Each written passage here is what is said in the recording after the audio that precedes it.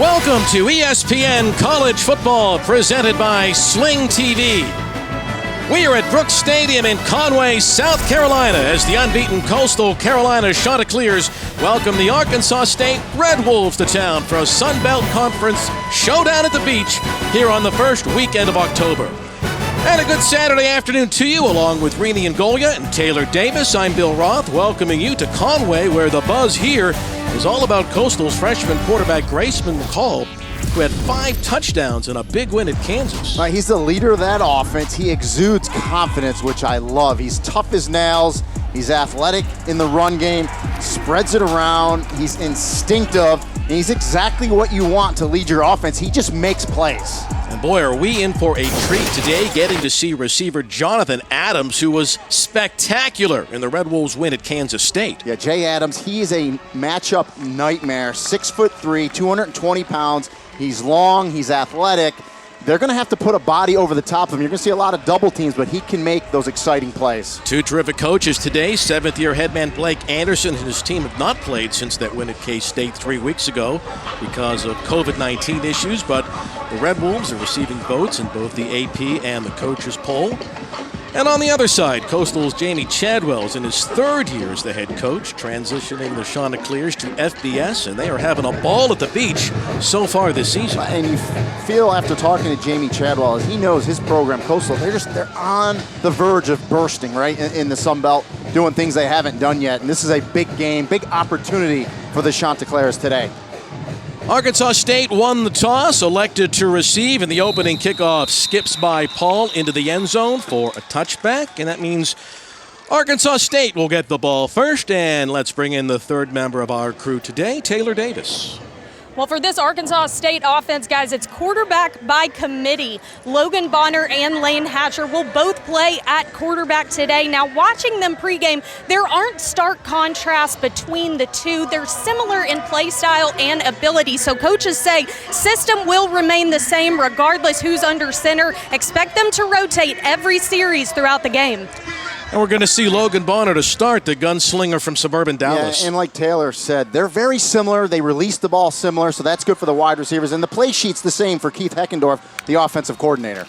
First play after a couple weeks off, and that's short hopped to the left side. What is going through the minds of the coaches and the A-State players? They had that big win, but now they haven't played since the win at K-State. This is just the year of uncertainty and patience, right? We all have to have patience. I think they're just, you saw that first throw by Logan Bonner, just a little anxious. These guys are ready to play. They go fast, and Jamal Jones gets the first carry of the game. And against this Black Swarm defense of the Chanticleers, no gain on the play, and that was Gallagher who made the play defensively. Yeah, that front 7 for Coastal has been playing outstanding early on this season. They will get after you. It's a downhill bunch, very aggressive, very physical up front. The injured player on the field is Andre Harris. He's the left guard from Oklahoma City, and a discouraging injury in the opening possession of the game for Arkansas State. Yeah, I don't like to see that, those big offensive linemen. You know, a lot of times they get rolled up on. Watch the left side of the screen. You know, you're in there, there's a lot of traffic in there, a lot of big bodies. You see big 74 left side. And this happens a lot, and that's why they wear those knee braces. You see he had that knee brace on. That's a good thing. Hopefully, big Andre Harris will be okay. He's been a key part of this program. Arkansas State has gone to bowl games 9 years in a row. They've had a very successful program. They've been very successful on the road, as successful as any Sun Belt team away from home. This is a tough place to play, though, today for their first conference road game. They're playing a hot team that's playing with a lot of confidence. Yeah, but I'm with you. When I think A-State, I think of that stability, just, you know, playing well over multiple years. And a lot of great coaches have gone through there, and Blake Anderson's another one, as we see big Andre Harris gingerly limp off here. Let's hope he's okay. But, yeah, this is a big one today. In conference play in Sun Belt for both these programs. And Coastal Carolina has not beaten Arkansas State since they've become a member of the Sun Belt. 0-3 against them. They almost had him beat last year. It took a late game touchdown on the road last year. The game was played down in Arkansas for the Red Wolves to win. But a big third down now for Logan Bonner and his team. It's going to be 3rd and 11 on the game's first possession.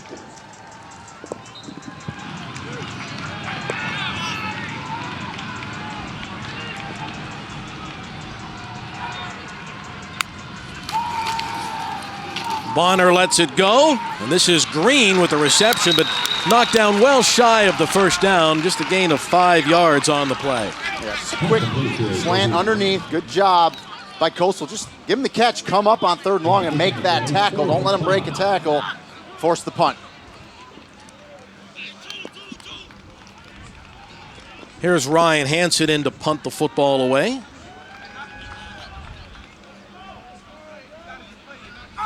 Javon Hiley, the return man for Coastal Carolina. The capacity today, 5,000. The band is here. The cheerleaders are here.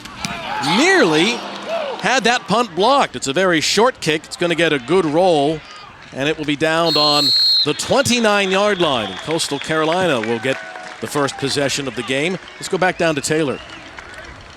Well, guys, this could be a big day for Coastal running back C.J. Marable. He is just 31 yards away from the 3,000 career rushing yards mark, including his 1,038 yards as a freshman at Presbyterian College. And for this milestone to happen in this game, guys, is extra special because he was originally committed to play at Arkansas State. He considers this a full circle moment for his career. Yeah, this game means something really special to number 1 in Teal, doesn't it? Nothing more dangerous than a good player with a little chip on his shoulder, and Maribel has that chip, and expect him to get 15 to 20 touches today, and he is going to run extremely hard.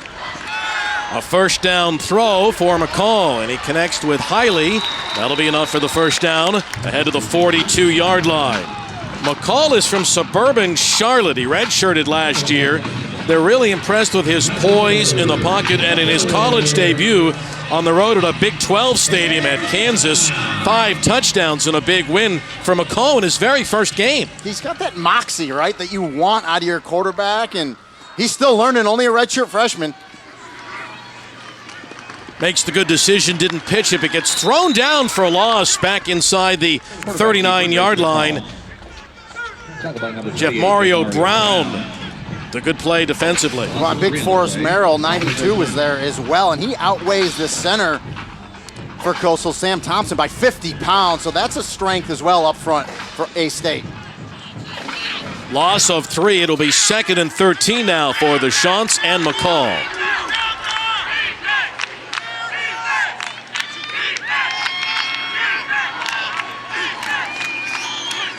Short throw. Marable banged out of bounds after crossing the 45-yard line by Sammy Johnson, the cornerback from Little Rock. Going to bring up a possession down now for Coastal Carolina on their first possession. And you know, Bill, one of the things I'm going to watch for today is through 2 games, when you look at Coastal stats, they've been phenomenal. Grayson McCall hasn't been sacked. They have no turnovers, no fumbles, no interceptions, no adversity.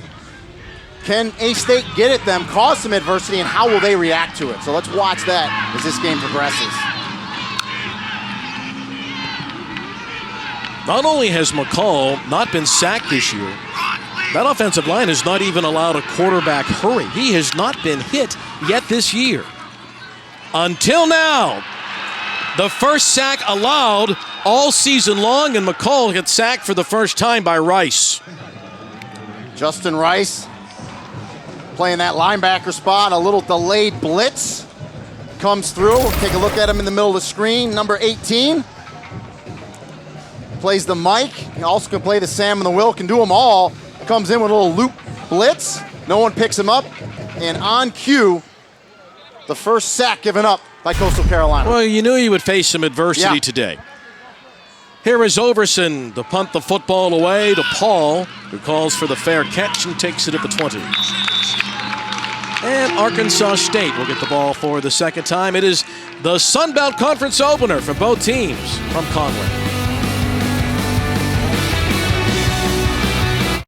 These teams have already picked up impressive signature non-conference road wins in the state of Kansas, the Sun Belt beating the Sunflower State. Arkansas State fans know all about Lane Hatcher, throw a 17-yard touchdown pass to Jay Adams for the game winner there.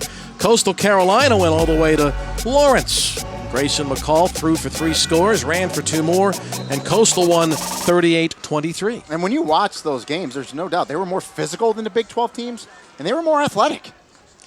Well, Lane Hatcher in at quarterback now. His first throw of the day is caught by Green over here on the near sideline. So last week, or 2 weeks ago actually, they rotated quarterbacks after every 2 series. Today, they're going to rotate every series. Yeah, and Blake Anderson told us they will stay with that rotation. It doesn't matter if one of the guys has a really great drive, a great touchdown pass. The other quarterback's going to go in. They know what to expect. Keeping it on the ground, ahead to the 32-yard line. And you know, Bill, although they're very similar, I do think Lane Hatcher is maybe a skosh more athletic than Logan Bonner. He's a little smaller, an inch shorter, 10 pounds lighter. So I think a little more sleight of foot for Hatcher. That was Marcel Murray that got the handoff. They're glad to have him back. He can really help this team. They're looking for some more consistent running game. Do they pick up the first down? No. It's going to be short. Or no, they do pick up the first down across the 31-yard line. Yeah, Murray coming back from a groin injury, and they told us they want Murray to just run hard. Don't try to make the big play. And as a former running back, I like to tell people, get the 4 yards, get the tough yards, 4, 4, 4, and then boom, you will pop the 40 plus. Arkansas State wants to go fast, run a lot of plays, and that one's overthrown. Green. Hatcher got hit for the first time today, the first quarterback hurry of the day for Coastal Carolina. You know, they gave the Red Wolves trouble last year. That front 4 was really, really successful. Well, and defensive coordinator Chad Staggs, he sent some pressure that time. That Lane Hatcher trying to make him uncomfortable. Made him throw that ball just a tick before he wanted to.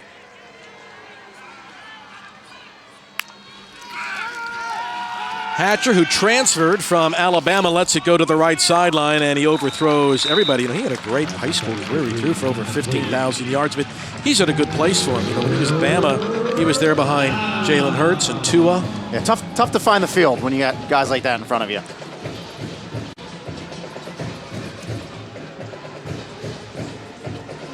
It'll be 3rd and 10, though, for Hatcher and Arkansas State. In the Sun Belt Conference opener, there's a lot of momentum on both sides here today. Both of these teams were so excited with their Big 12 road wins, but now it's conference play. Deep ball down the field. It's a bit underthrown, up for grabs, and it is going to be intercepted on the 35-yard line by DeJordan Strong, the young man from Batesville, Mississippi. The game's first turnover thrown by Hatcher. Yeah, and that ball fluttered out of the hand of Lane Hatcher. Got some good pressure. He stepped up in the pocket. Ball's going to flutter, but DeJordan Strong goes up, high points it, makes this interception. And that was one of the players the coaches told us in DeJordan Strong has to play well today. They want more out of their corners, both Strong, 7, and Derek Bush, 23. Strong's starting out nice. Going to have the turnover cloak, and gets the INT early in this game. Game of Thrones fans are familiar with that. It's a good-looking cloak on the Billy, sideline. I thought you brought that from the hotel, no? You didn't give it to him? I was walking down the hall in my Hampton Inn bathroom. Oh, that's what it was. That's what you saw, yeah. First down running play after another turnover. Coastal's been terrific so far this season. CJ Maribel creating turnovers. Let's go to Chris in the studio.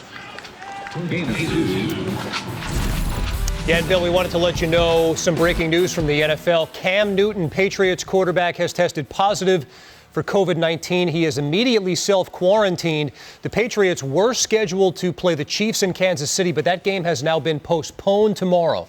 So again, the huge news, Cam Newton testing positive for COVID-19. Tomorrow's showdown between the Patriots and Chiefs has been postponed. More news as we get it here this afternoon. Bill, back to you. Thank you, Kevin. Nice job, but a tough day for Patriots. Well, now you got a contact trace, right? You got to see who was with Cam Newton, where they were. You got to go through all those protocols. And listen, we talked about it earlier. We talked about it in college football. You're going to have patience this year in athletic events, in all athletic events. And so the Patriots are now going to have to go through it. The coaches that we've talked to every week. You know, a year ago, no one ever used the term contact tracing in game planning, but now they do. Well, and because of that, and we've talked about it, roster management for these head coaches and coordinators is going to be more important than ever before. I mean, there's third and fourth stringers on teams that normally don't get reps in practice. These coaches have to find a way to get them on the field and get them meaningful reps, because inevitably, as this season progresses, those players are going to have to step in and really contribute for their ball clubs.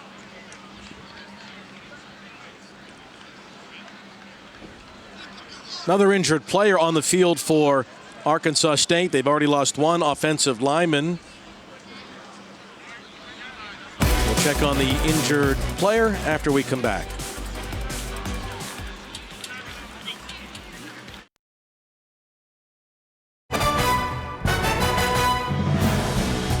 ESPN College Football is presented by Sling TV, the smart choice for live TV.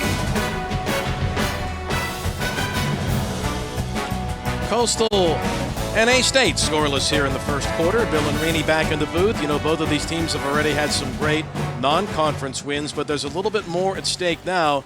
Conference play begins here today. I agree. Conference play is everything for these teams. We talked about it earlier. Coastal has not beaten Arkansas State. They're 0-3 in conference play. This is an important one for Coastal. And for Arkansas State, you also talked about it. A couple weeks off, getting back into the fold. Looks like they're trying to get their legs underneath them. So we'll see how this plays out. This was a thriller a year ago down in Jonesboro. It came down to the very end. Same thing could happen today. We're expecting a real tight one and a high-scoring game today as well. Our second look now at Grayson McCall. Second possession, they run the option to the wide side, and he gets taken down hard. Loss of a yard on the play, and that's Caleb Bonner that made that play defensively, along with Takua Ahoya, big number 90. Yeah, 22 Bonner. He's the field general out there. He makes the calls. He knows it all out there. And boy, I love the way he read that option. Read it, react to it. Nice job by Caleb Bonner.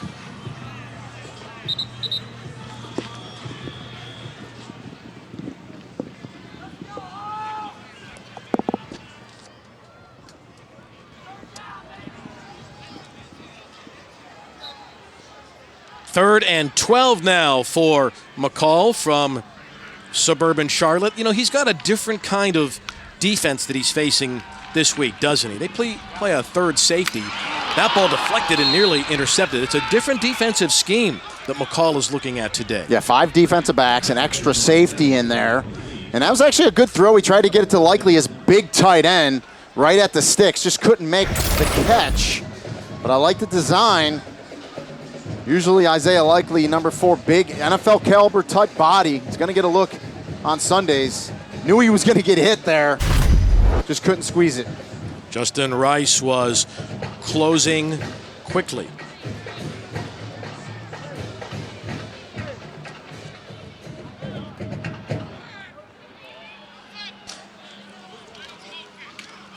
Second punt of the day for Overson. And the fair catch called for by Johnson, and he takes it in the crowd at about the 15-yard line. Well, tonight it is the Deep South's oldest rivalry in our ESPN College Football Primetime game. Number 4, Georgia, and number 7, Auburn. 7:30 Eastern on ESPN and the ESPN app. Dogs have won 3 in a row against Auburn, 6 of the last 7. Who's the quarterback going to be for the Dogs tonight? JT Daniels is cleared. That's the $60,000 question. Will it be Daniels? Will it be Stetson Bennett IV? And DeJuan Mathis, you know, the young kid took a lot of heat this week. He's a young kid. He's going to learn. He's very talented. So I would expect DeJuan Mathis to play tonight as well. Logan Bonner back in at quarterback. And this is Perry, his first touch of the day. Yards have been hard to come by early. Well, so far early on in this game, there's no doubt the defensive fronts for both teams are winning the day. Very aggressive, getting off their blocks. They're meeting the backs at the line of scrimmage, and both defensive fronts playing well.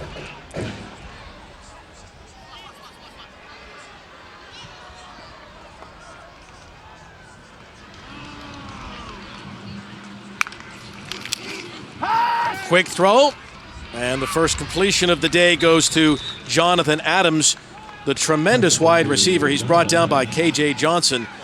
Adams had the amazing day at Kansas State. He looked like Megatron 2 in that game. When you notice they had a safety over the top of him, they were double teaming him. They gave him space, so he just did a little stop right at 5 yards, put it on him. 3rd and short. Perry struggles across the 35-yard line, stood up and pushed back by KJ Johnson again. They'll have the first down. You know, and Perry's a true freshman. He's really a speedster. You know, they want to get him to the secondary, but he ran tough there, knew where that first down marker was, and got it. On 1st and 10, deep slant, delivered on the money to Bowling. First down ahead to the 34-yard line. Nice throw by Bonner, hitting Brandon Bowling in stride. A tremendous throw by Logan Bonner. You'll hear me say, throw your receiver open. It's exactly what Logan Bonner did to his receiver Bowling there. He sees where the safety is, he throws it in that pocket, and Bowling's able to run right to it and make that catch. A big chunk play, a much needed play early on in this game for A-State.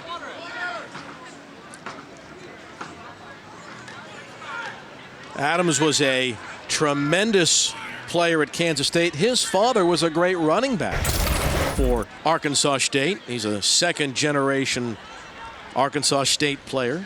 I love this throw. You see Bowling was in the slot. He's going to run a skinny post, splits the defenders, but the ball placement by Logan Bonner was perfect there.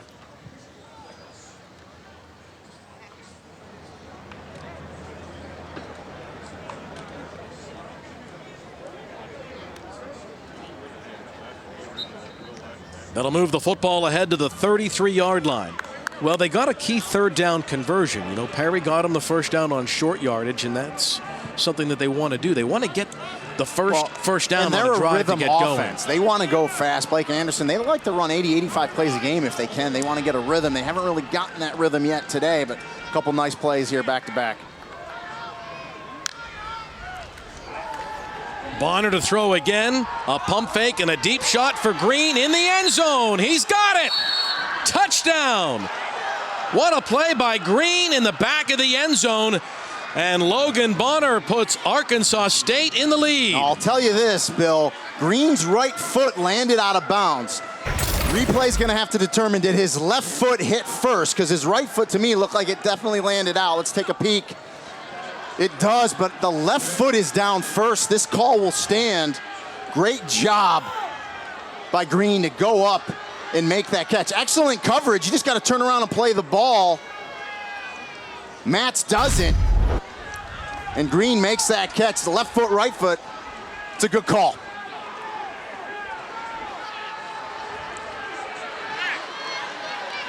Boy, as a defensive back, though, that just tears you up. You're in perfect position. You just got to turn and play the ball. He doesn't. Green makes that catch. Maybe a mossing, you would say. Tremendous reception. Blake Grupe adds the extra point, and for the first time this season, Coastal Carolina is trailing in a game. 7-0. A-State has the lead on the road.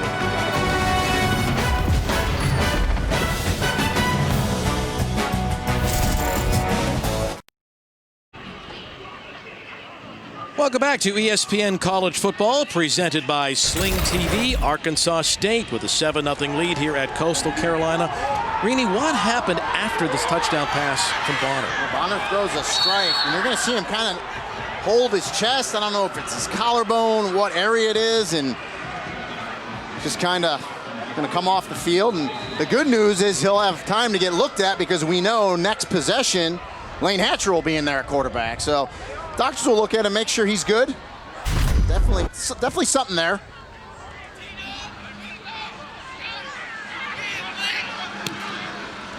High, short kickoff, and a fair catch called for. And the Chanticleers will take over right there. Let's go to the studio. Here's Kevin Connors again. All right, Bill, and this studio update is brought to you by Rocket Mortgage. Florida playing its first game as an AP Top 3 team since 2012. South Carolina jumped in front, but Damian Pierce answered with a touchdown run. Kyle Trask 3 for 3 on the opening drive. 7-7 game on ESPN. Bill? All right, Kevin. Meanwhile, here for the first time this season, Coastal Carolina finds itself trailing in a football game. We talked about it earlier, right? No adversity for them thus far through 2 games, and right out of the bat, they took a sack. They're down 7-0, so we'll see how they answer.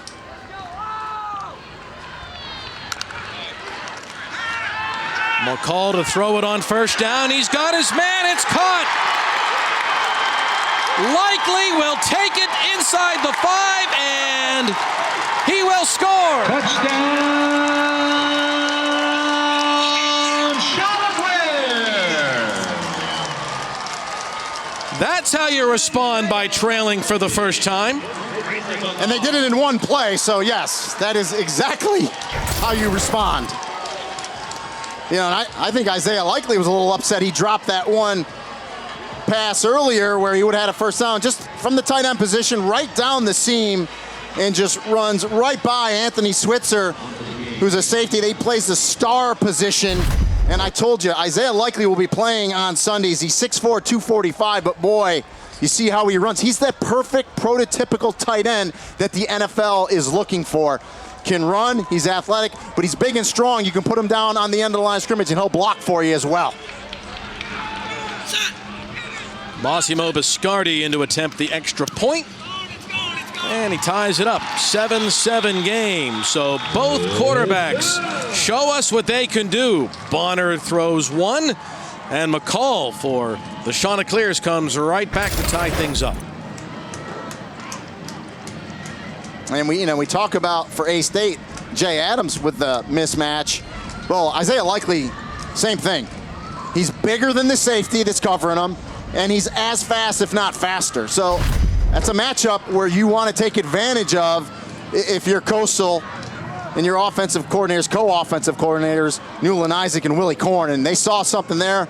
You get your big tight end down the seam, and good job by Grayson McCall to get it out of his hand early, get it to the big tight end, and let him do the rest after the catch. That's the longest play of this season for Coastal Carolina, and they mentioned we've got to get the ball to Likely more. Yeah. You know, a tight end is a young quarterback's best friend. Well, when you're a tight end like Isaiah Likely, you really are a best friend. Yeah, when you can run after the catch from the tight end position like Isaiah Likely, you'll make a lot of money on Sundays. Massimo Biscardi to kick it back to A-State. This is going to be returnable for Paul from the 5. And he gets near the 20-yard line. Let's go to Kevin again in the studio. All right, and Bill, who's got the longest win streak C Network? I would not have known that. And I think it's an important year for Tennessee. You know, they're playing well. It's a big one today. Get another win. Right. And keep moving. You know, you got to, this kind of SEC, it's just such a tough conference. It's really a grind every week, and obviously they're all conference games, so.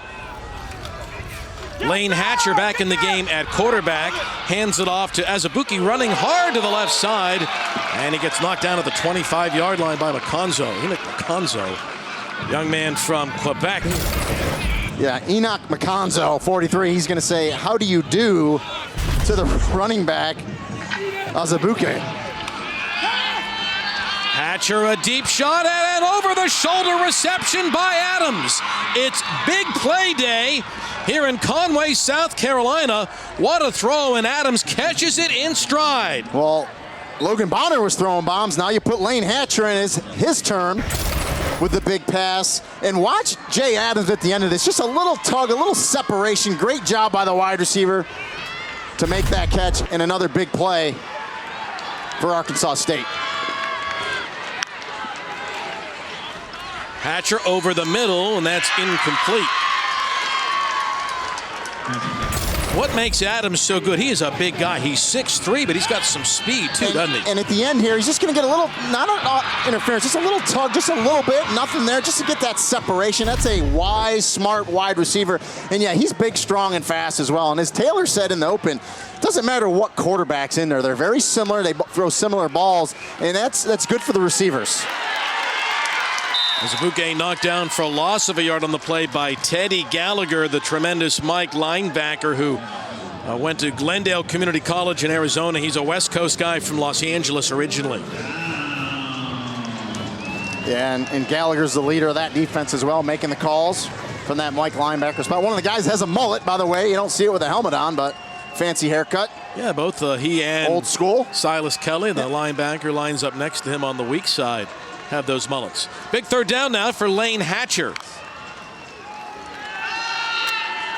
Started looking right, has some room to run to the left. Penalty markers down, and Hatcher gets dragged down on the 29-yard line by Roland Wood in the second. We'll get credit for the sack. And you're going to have a hold in there as well. That'll most likely be declined.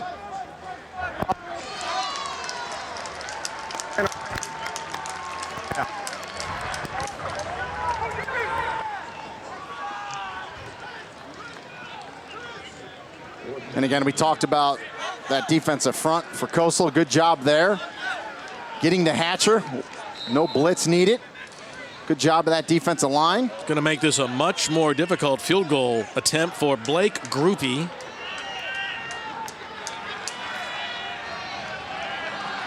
It'll be officially a 49-yarder for Groupie. This will be his career long if he makes it.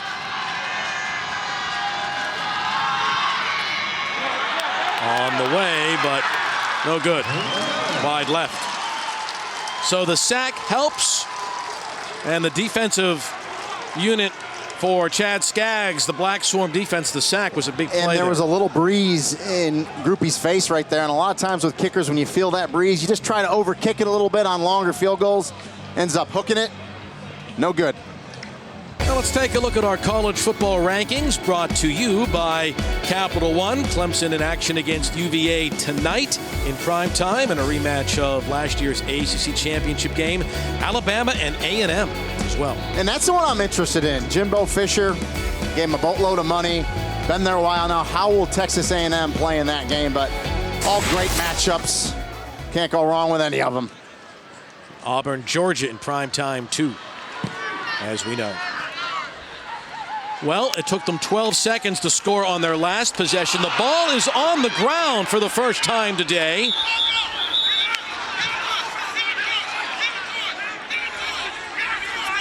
And Arkansas State has it. That's the first turnover of the season by the Chanticleers. And that's just a mesh issue between the quarterback, Grayson McCall, and the running back. To me, it looked like McCall wanted to pull it out of the belly of the running back and keep it, and the running back said, no, I want it, and boy, it just hits the ground. And Forrest Merrill got down there using those big, strong arms and ripped the ball away. So he'll get credit for the fumble recovery. And Arkansas State and Keith Heckendorf are in business right now on the 27-yard line. And you wonder in this COVID world if it's lack of practices, reps, you know, with the mesh like that on the zone read. Well, Bonner grabbed his collarbone after the touchdown pass. Missed that last series, of course, but that was scheduled rotation. He's back in now, setting A-State up in business on the 27-yard line. And the gunslinger from Texas throws to the left, and he did well just to get rid of that. The heat was coming up front from Teddy Gallagher. Yeah, and it was going to be a throwback to Jamal Jones, and it was well developed, but the pressure got to Bonner too quick, and he had to throw it early, which disrupted the play. And that's our guy, Teddy Gallagher, once again. Bonner looking right. This is Bowling. And he's brought down just shy of the 20-yard line. And another third down coming up for A-State. That was Enoch McConzo again with another tackle. But I like Logan Bonner there. He doesn't force it down the field. He takes the underneath throw. He gets it to a manageable third down. Third and about 5 here, 3rd and 4.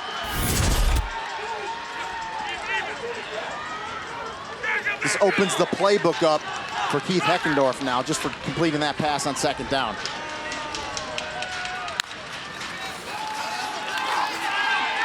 To the end zone. Bowling's got it. Touchdown, Arkansas State. Brandon Bowling on the slant. And the second TD of the quarter from Logan Bonner. And that's the exact same play they ran earlier in the game to Bowling, where he split the defenders like that. Bonner puts it right on him. So obviously they see something up in the box, looking down at the defense of Coastal Carolina, because it's the exact same play, same throw, different result. A touchdown this time, but a big play, and now an answer by A-State.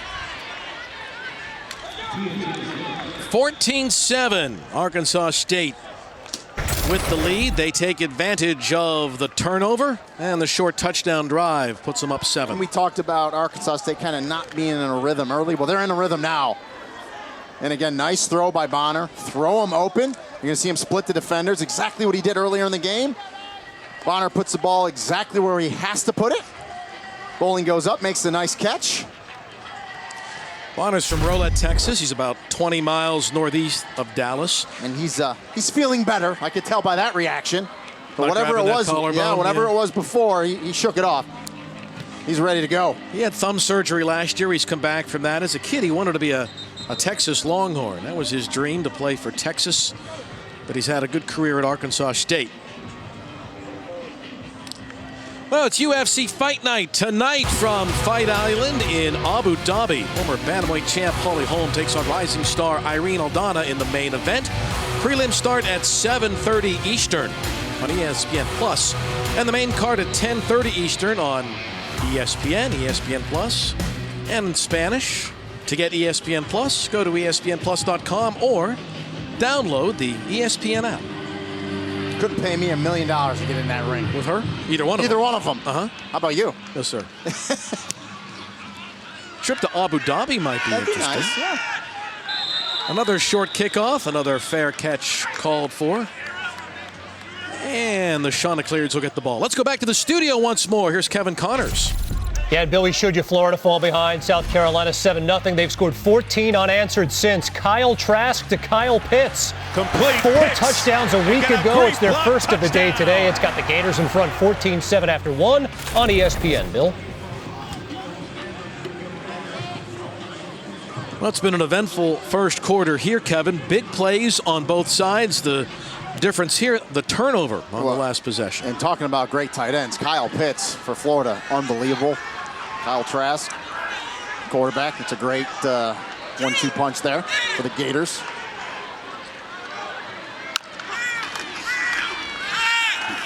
Throw to the near side, and that's Hiley with the reception. And he is shoved out of bounds right in front of his own bench. Javen Hiley from Venice, Florida. Banged down by Alexander on the play. Yeah, nice throw by McCall. Just kind of drop it in the bucket there over the underneath defender, but in front of the defender on top to Hiley. Puts it right in there. And a nice play on first down. That's how you stay ahead of the chains. Good chunk plays on first down. It's his second catch. You know, McCall has hit 5 out of 6 throwing here in this first quarter. They keep it on the ground now. And that's about a gain of 3 for Marable before he's pushed back. We got to the 47-yard line. That was actually Jones from Pensacola. Shamari Jones with his first touch of the day. It'll be second down and 7.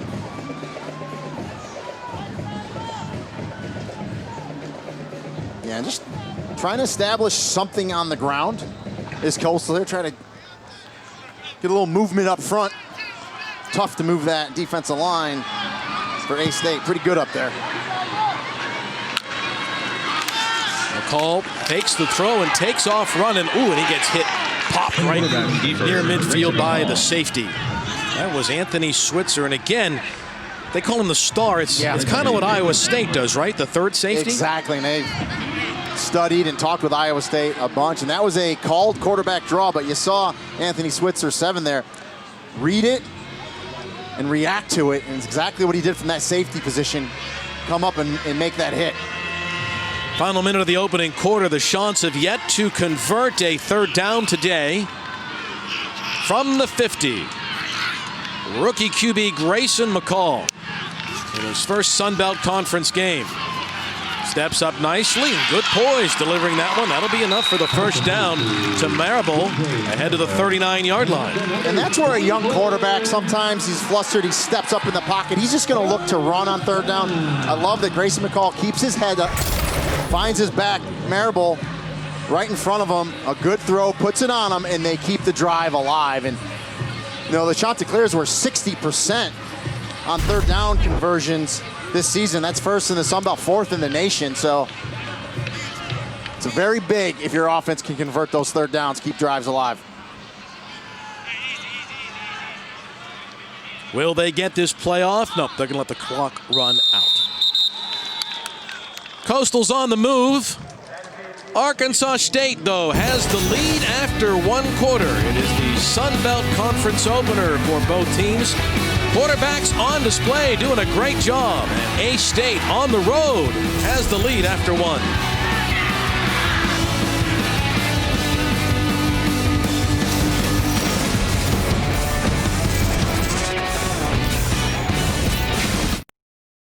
Quarter number 2 here in Conway, South Carolina. Sun Belt Conference opener for both of these teams. Arkansas State leads 14-7 as we turn the page to quarter number 2. Grayson McCall dumps it off short. It's bobbled and then caught by Marable, and he gets banged out of bounds. That's the third big hit by Jeff Mario Brown. But I like Grayson McCall going through the progression. He went long, short, to underneath when Maribel puts it on him. Not a big gain. And Maribel, again, we're going to run tough. Bobbles it, gets upfield. Going to take a big hit at the end, but get back up and get in the game as a running back. A lot of times that wakes you up. But you know what? Positive play on first down. Gain of 4. It's a big game for Brown. This is his hometown. He's from Myrtle Beach, so he's back in town today.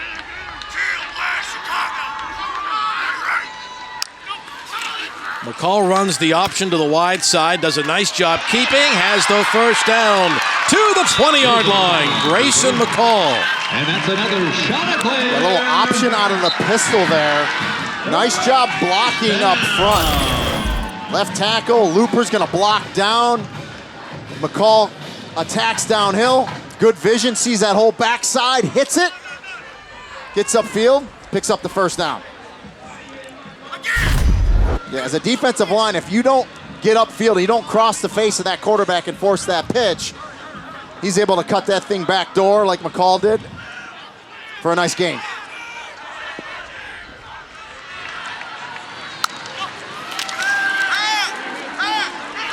McCall gets great protection, doesn't he?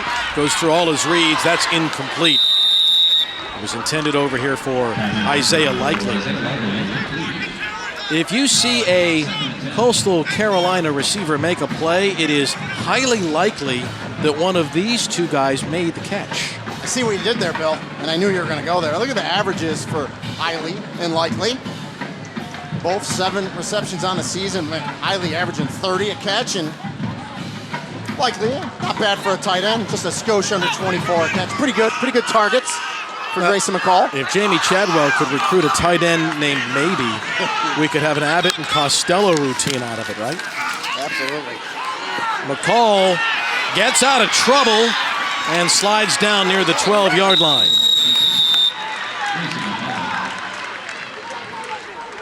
He needed to get to the 12 to pick up the first down. But smart, he picked up what he could, and he goes down at the end. You know, he doesn't slide feet first, but he goes down head first to get that extra yardage. Doesn't pick up the first down, but he gets it to, again, a 3rd and 2 here. Very manageable.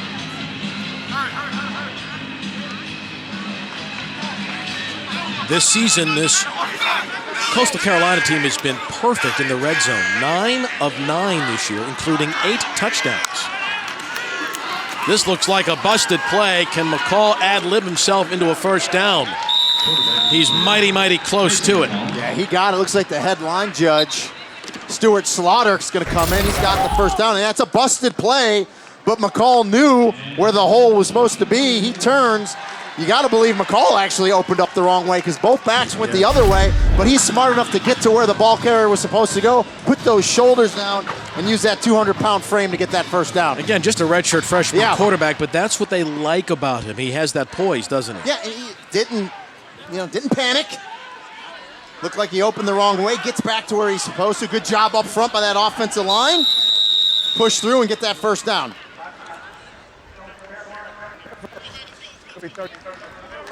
Coastal calls timeout in the red zone, looking for the equalizer in its conference opener on its home field.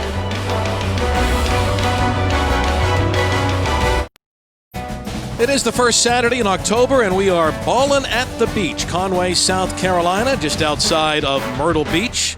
Beautiful area, fabulous South Carolina coast. Coastal Carolina looking for the equalizer. Rini, they've been perfect in the red zone this year. Yeah, 9 for 9. Yeah, I think any coach will take that. And the big thing is 8 touchdowns of those 9 possessions. Pretty impressive. The field goals won't win today. Coach Tedwell very clear about that this week. We need to put the ball in the end zone, not kick it when we get down here against Arkansas State. First down on the 12 for the rookie, Grayson McCall. With the left hand, pitches to Marable. To the corner, touchdown.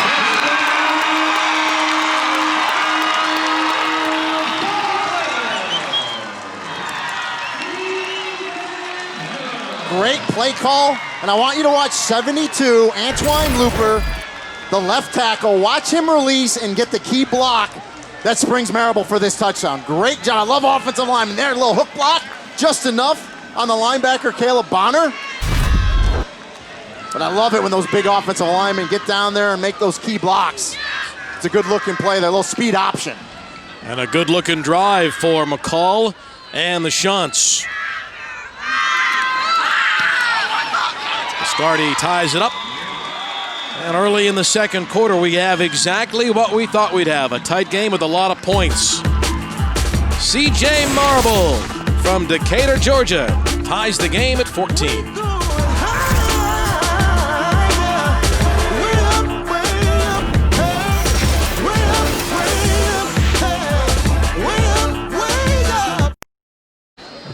Back at the beach, A-State and Coastal tied at 14 early in the second. Now playing on ESPN College Football, 7:30 tonight. Auburn and Georgia between the hedges. UFC, 7:30 and at 10:30 on ESPN and ESPN Plus. 10:30 Eastern. Sunday, the NBA Finals, Game 3, Lakers and Miami, 7:30 on ABC. You know, COVID has really stunk. You know, I hate to be Captain Obvious there. Yeah. We all know that. But if anything's good come out of it, if you're a sports fan, man, there's so much stuff going on to watch and be a part of. Then Monday night, Falcons-Packers, 8 o'clock from Lambeau Field. Big game for the Falcons. Boy, they have not started their season the way they would have liked to. Oh, it's a tough time to be a Falcons fan. This is a live football on the kickoff. The pooch kick is free, and the Chanticleers cover it on the 31. And that's all coaching right there. That is something they have seen in film work. Return guys were too deep. That's a perfect pooch kick. If you're a golfer out there, this is like a Phil Mickelson 64-degree wedge, because when this ball hits the ground, it's got backspin. It's actually going to hit and stop right there, where the kicking team can come down and recover it. It's exactly what they did. Huge play. Huge momentum play for Coastal. It doesn't go as a turnover, but it's essentially the same thing. Just as good, absolutely. Steele recovers it, and the Chanticleers are in business on the 31-yard line. Boy, he placed that ball in the perfect spot. Perfect kick. It's not a turnover officially, but they're going to give him the turnover cloak nonetheless. Well, can't they give, is that a sword? What is that? Can't they give that to the kicker? I mean, he did something. I mean, he did a lot of work, right? It's a perfect kick. You know, share the love a little bit. From the 31. McCall on first down keeps it, and he gets chopped down by the safety Alexander. To the studio once again, here's Kevin Connors. And Bill, this studio update brought to you by AT&T 5G. Pitt's been a defense 7, NC State on top. That's a bit of a surprise on the road for the Pack, although it's early. He might have got away with a little push-up, but how about Kevin Connors, the pride of Ithaca College, by the way. Very busy in this first half.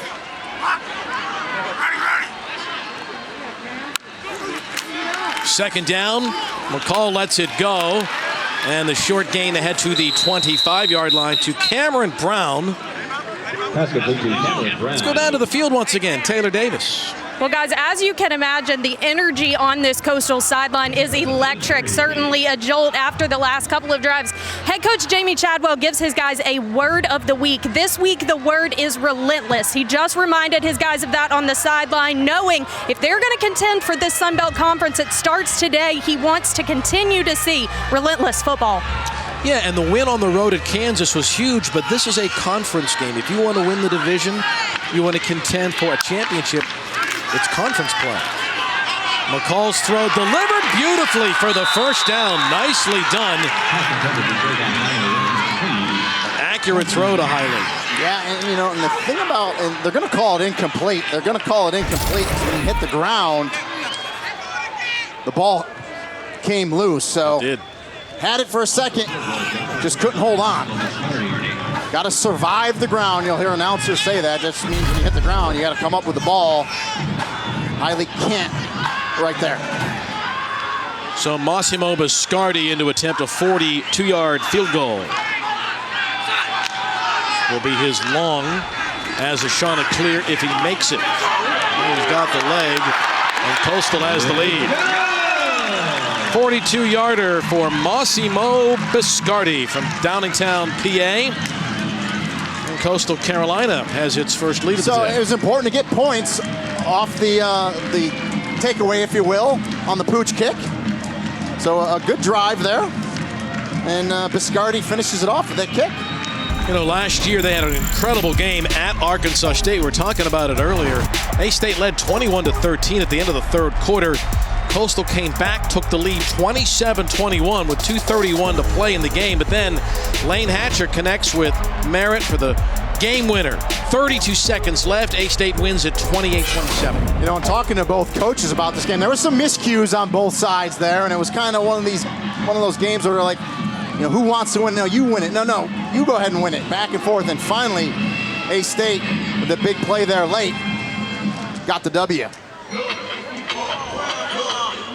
Well, you wanted to give Massimo some love. He had the perfect chip shot on the kickoff. He gets the field goal. What does he do now on this kickoff? Well, if I'm Jamie Chadwell, I hope he just puts it in the end zone. He's got a little wind in his face, though, here. So I can tell you what's not going to happen is a little pooch kick because A-State is set for that now.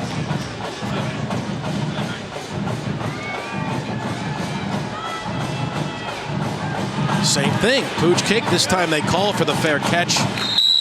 They were ready for it. So that's a good job by Anderson and their special teams people to understand it could happen again. Well, it's time now for our Samsung QLED TV Player Spotlight, brought to you by Samsung QLED TV. And it's Tron Jackson, who's a tremendous player, really impressive young man as well. In fact, they told us, Chad Staggs, their defensive coordinator, said he's the best player I've ever coached. The thing about Teron Jackson is his numbers are down this year, but they went through the film in the first 2 weeks. 65% of the time, Teron Jackson is double teamed. So other players are making plays because they are concentrating on Teron Jackson. That's just as good. You might not have the numbers, but you're playing good football. Marcel Murray with the first down carry, picked up about 6. Hatcher hands it off again, and this time Jackson on cue makes the play defensively. He's really quick off the ball. He's a senior. He's about 260. A really strong young man. And you see why you need to double team him, because if you don't, he rips right through you. He's fast, he's explosive, and he makes a play. He's a genius, if you will. He's incredibly smart, but I think he's going to have a chance to play on Sundays. That bad pass skipped into Jonathan Adams, incomplete. He's lobbying that he caught it, but it skipped into him, and it's 4th down. The headline judge is right there on top of it. And you can see the ball hits the ground there. Got to secure it. And I think so far, other than the one big catch for Jay Adams, Coastal's done a nice job keeping him in check.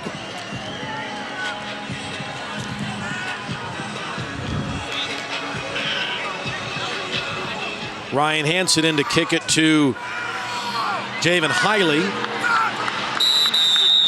And whistles before the punt.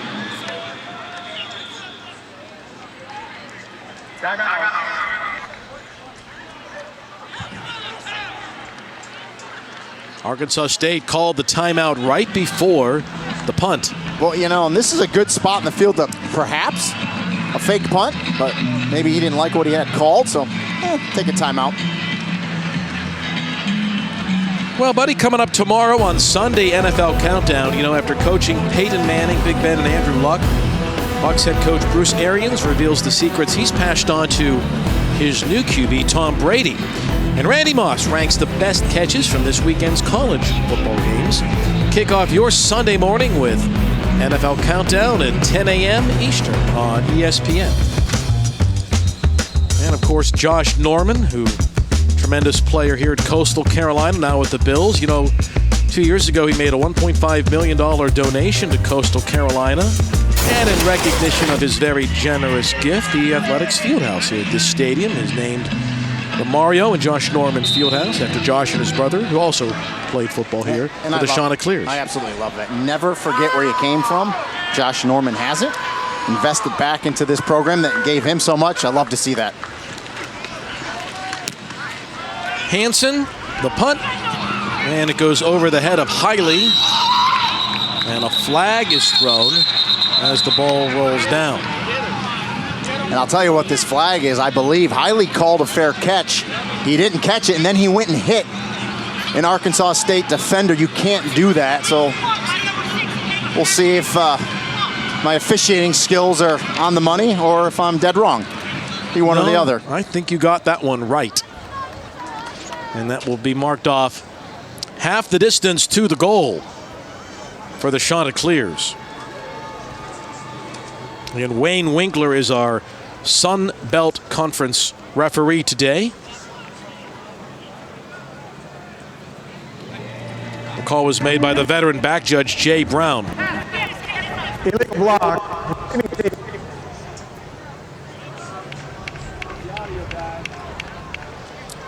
And although his mic broke up, I was wrong. They called an illegal block. You can't block. You can never block low on any kicking place. And someone went low. Didn't get the number. I don't think it was Hiley. I know he came up and hit someone, but someone went low. Maybe it was. And that's going to back them up half the distance, and they'll be at the 5-yard line. So it's a 46-yard punt, but the net on it is, with the half the distance to the goal, penalty now over 50, so it moves them inside the 5. They're going to spot it. Let's see where they do spot it. Actually right near the 6 officially.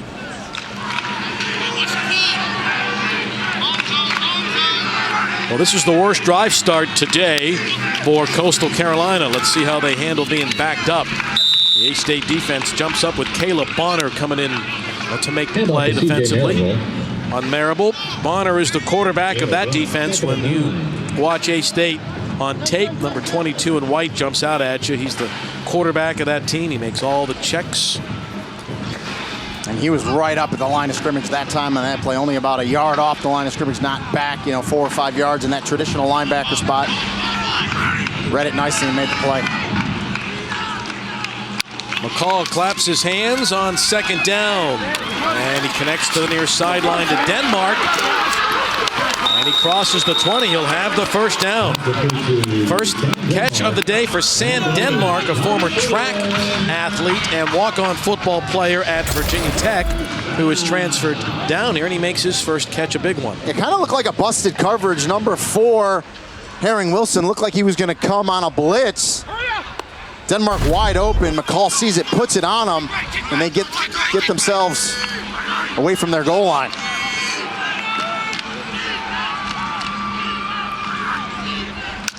Well, they moved out to the 23.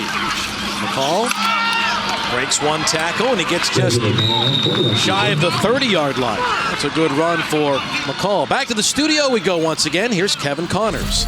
All right, Bill, Texas coming off that miracle shootout win over Texas Tech last week. They fell behind 7-0 to TCU. Sam Ehlinger found Jake Smith 5 yards out. Ehlinger's not been great, but it is tied 7-7, 1 quarter in the books. You know, it's a big weekend for Texas. It's a big weekend for the Big 12. Isn't it? It is. I agree with you 100%. They got to get some mojo going in that conference. Oklahoma on the road at Iowa State.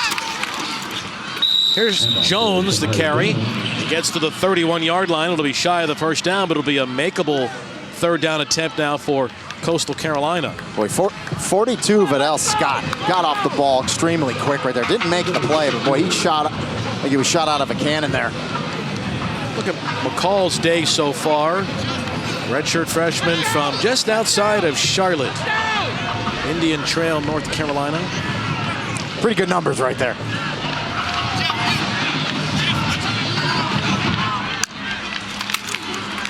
Maribel lines up wide left on the option.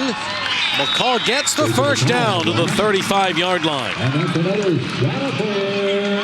And that was pretty much a straight quarterback keeper, quarterback sweep. And Shamari Jones, number 5, from the running back position, was the lead blocker there. And he threw a well of a block to make sure his quarterback, Grayson McCall, could get to the sticks for the first down. Love to see running backs out in front. Nice little pancake block for Shamari. Oh, he's about 220 pounds. He's a big back. They always want to run the ball, running backs, right? But when you can block as well and catch, all-rounded, love to see that. What was your playing weight when you played? You ran the ball for UMass as a Hall of Famer? About 205. 205. A Schvelt, 205. You've done well. Don't want to tell you what I am now, but that's a gain of 5. Rice, Justin Rice comes in to make the tackle. I'll second you on that. Well, I saw you eat at the buffet last night, Bill, and I was right behind you, so. Socially distanced, of course.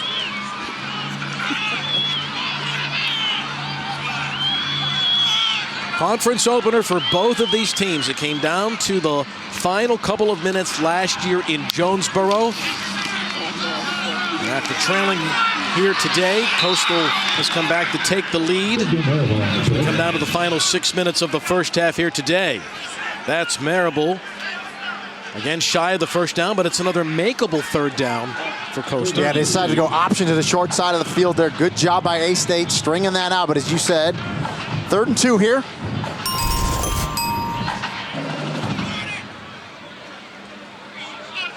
So you think JT Daniels gets the start tonight, partner? Be interesting. Tune in to find out. Yeah. It's going to be interesting. They might both play, right? Third down. Can he convert? He does again. That's the third down conversion on this drive. Remember, partner, they started way back on the 6-yard line. They've converted 3 third downs, and now they're almost out to midfield. Yeah, and Willie Korn, the co-offensive coordinator that's upstairs in the box. The other one, Newell and Isaac, is on the field. They obviously see something to their left side, which is the short side, because the last couple runs, they've gone option that way. That time McCall keeps it, cuts it upfield, and keeps the drive going.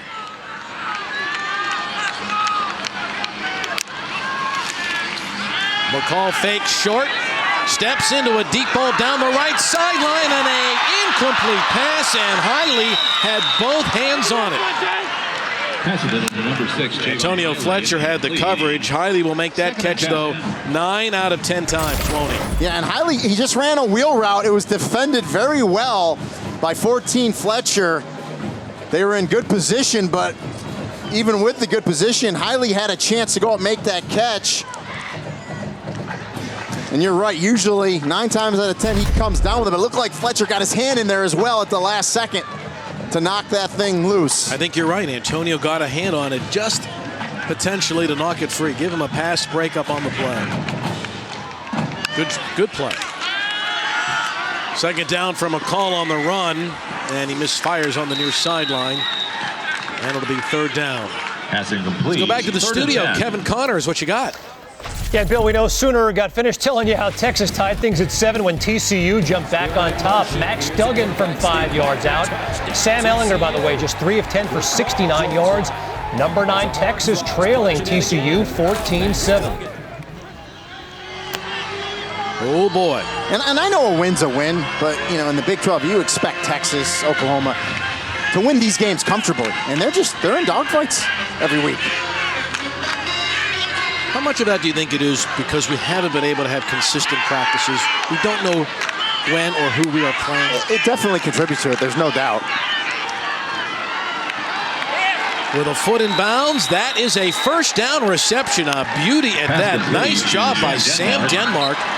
McCall floated it out there, and Denmark was able to keep a foot in play. And that was a far throw for Grayson McCall. He's on the far hash, throws it all the way across the field to Denmark. But what I love about Denmark was he runs his out cut right at the first down sticks. So he makes the catch, and he's able to move the chains. You know, you see many times a receiver will run that a yard or two short of the sticks.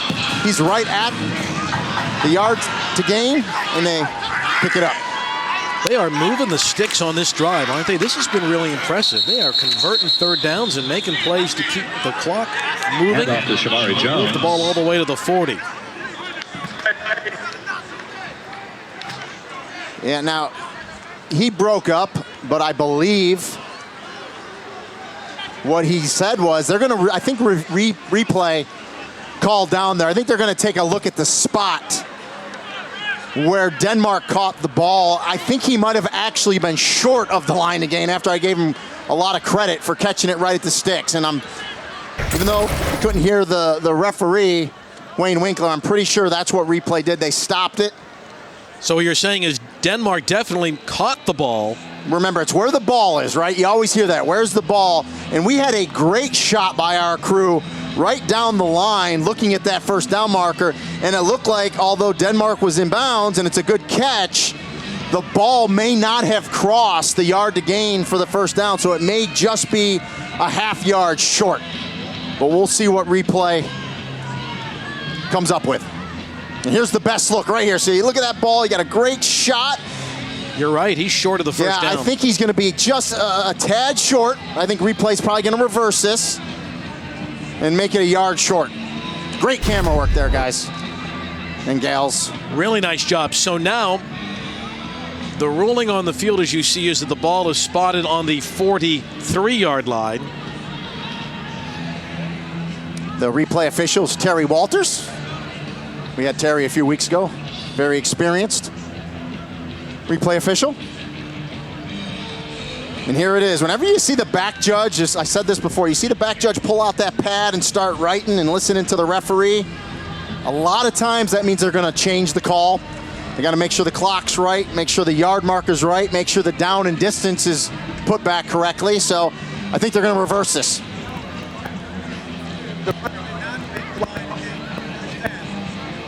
Half-yard line at the 3.5-yard line.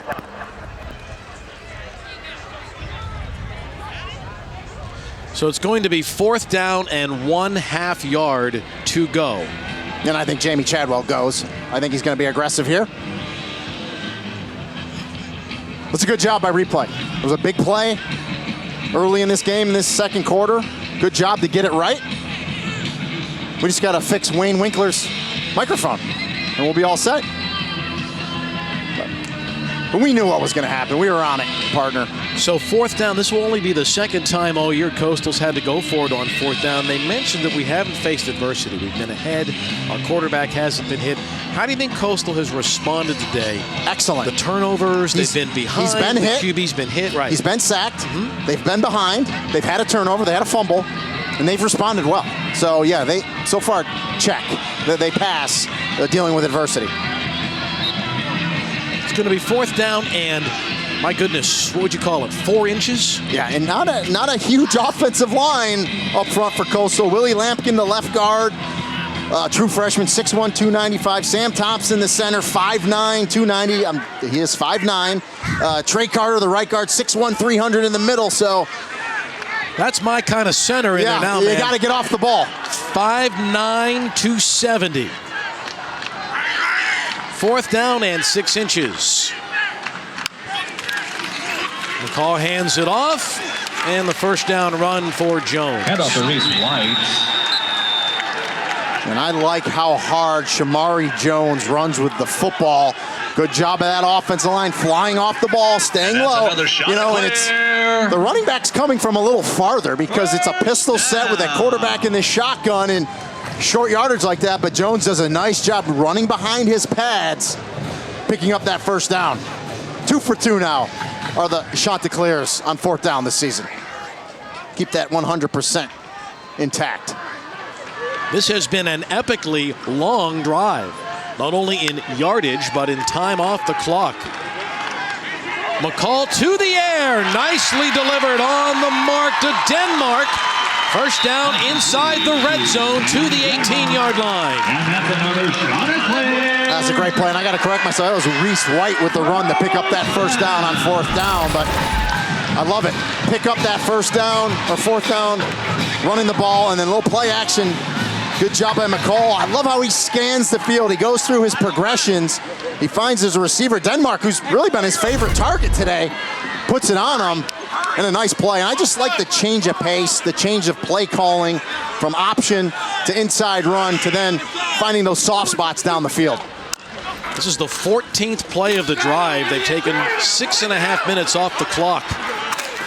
Paul steps out of bounds. That will stop the clock for a moment. Ahead to the 15-yard line. Herring Wilson came over to make the play. And I tell you, Isaiah Likely ran a corner route that time. He was triple covered by Arkansas State. That was McCall's target. He wisely tucks it and keeps it. Picks up what he can, but he wanted to go to his big tight end. A-State was all over him. They got two behind him, two in front of him. And they say, McCall, you're going to have to keep this one. Timeout on the field, the Teal Field. Back in a moment, Conway, South Carolina.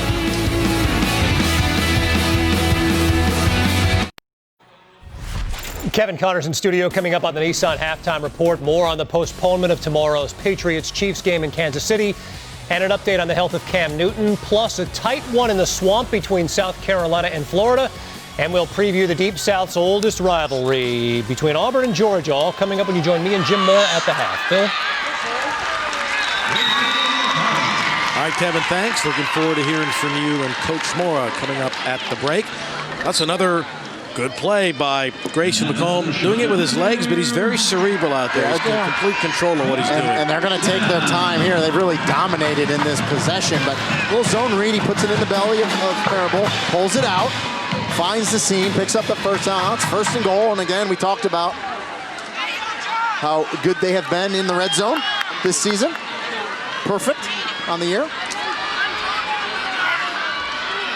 Drive started on their own 6-yard line. Now they're down to the A-State 7-yard line. Marable on the run.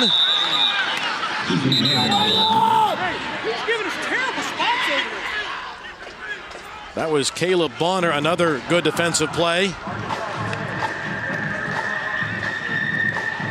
And A-State will take a timeout. Coastal looking to add to its lead. Final 2 minutes of our first half.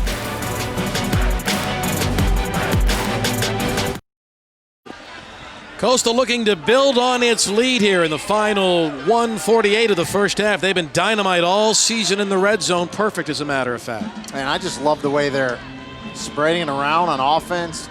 Run game, zone read, option, passing the ball. Good play calls on this possession. This will be the 17th play of this possession for Coastal Carolina. McCall lets it go to the end zone, and a flag. No. Yes, there it is. Yeah, that's pass interference. Taj Herring Wilson, Yeah. guilty of the penalty in the end zone. In the end zone, by rule, the ball will be at the 2-yard line, first and goal.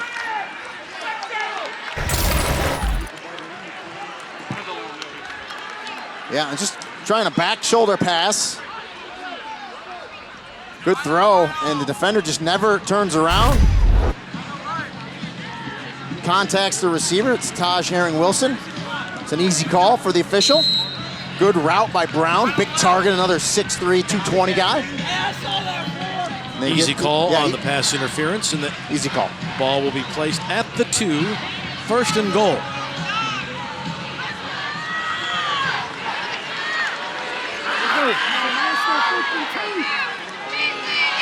McCall sends Marable in motion to the right, keeps it himself, and gets slammed to the deck.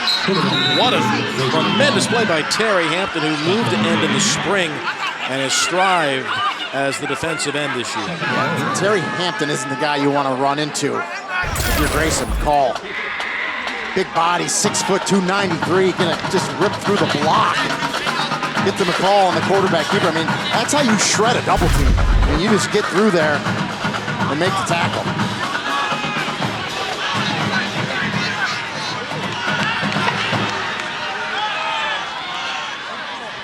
Second and goal from the 3 for McCall.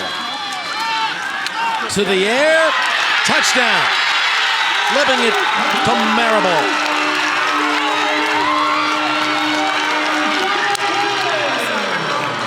18-play drive, 94 yards.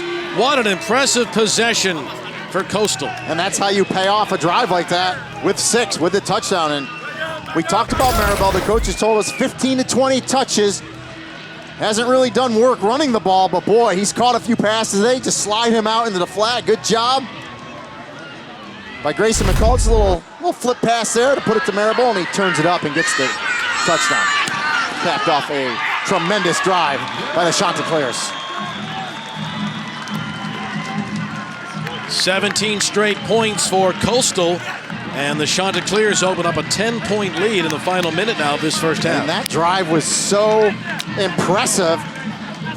A-State's only possessed the ball 52 seconds in the second quarter, and there's only 58 seconds left in the half. Yes, Coastal Carolina will win the long drive contest in Myrtle Beach, a golf-crazy town. It's golf capital of the world, but boy, what a drive right there for Jamie Chadwell's bunch. Well, what about for Arkansas State? Because we knew during the course of the week when we had the chance to visit with Coach Anderson, he said the pitch count is going to be low for my offense today. He likes to go fast. They try to run 80 to 85 plays a game. He knew they weren't going to be able to do that today because of the way Coastal Carolina runs their offense. They stay on the ground, get that clock running. But boy, that was a clinic right there of the Chanticleers on a drive to take up that much time and just go down the field and score. I mean, so ultimately you always say the best defense is a good offense, and certainly was right there for the Chants. Deep kickoff this time. This will be Bowling, and a chance for a kickoff return in the final minute, and he gets to the 20-yard line.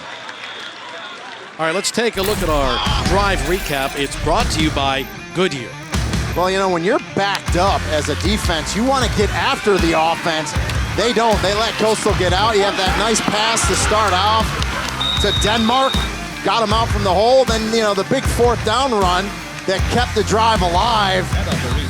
And then they're going to go back into the middle of the field again to Denmark. You find that soft zone, and McCall finds it.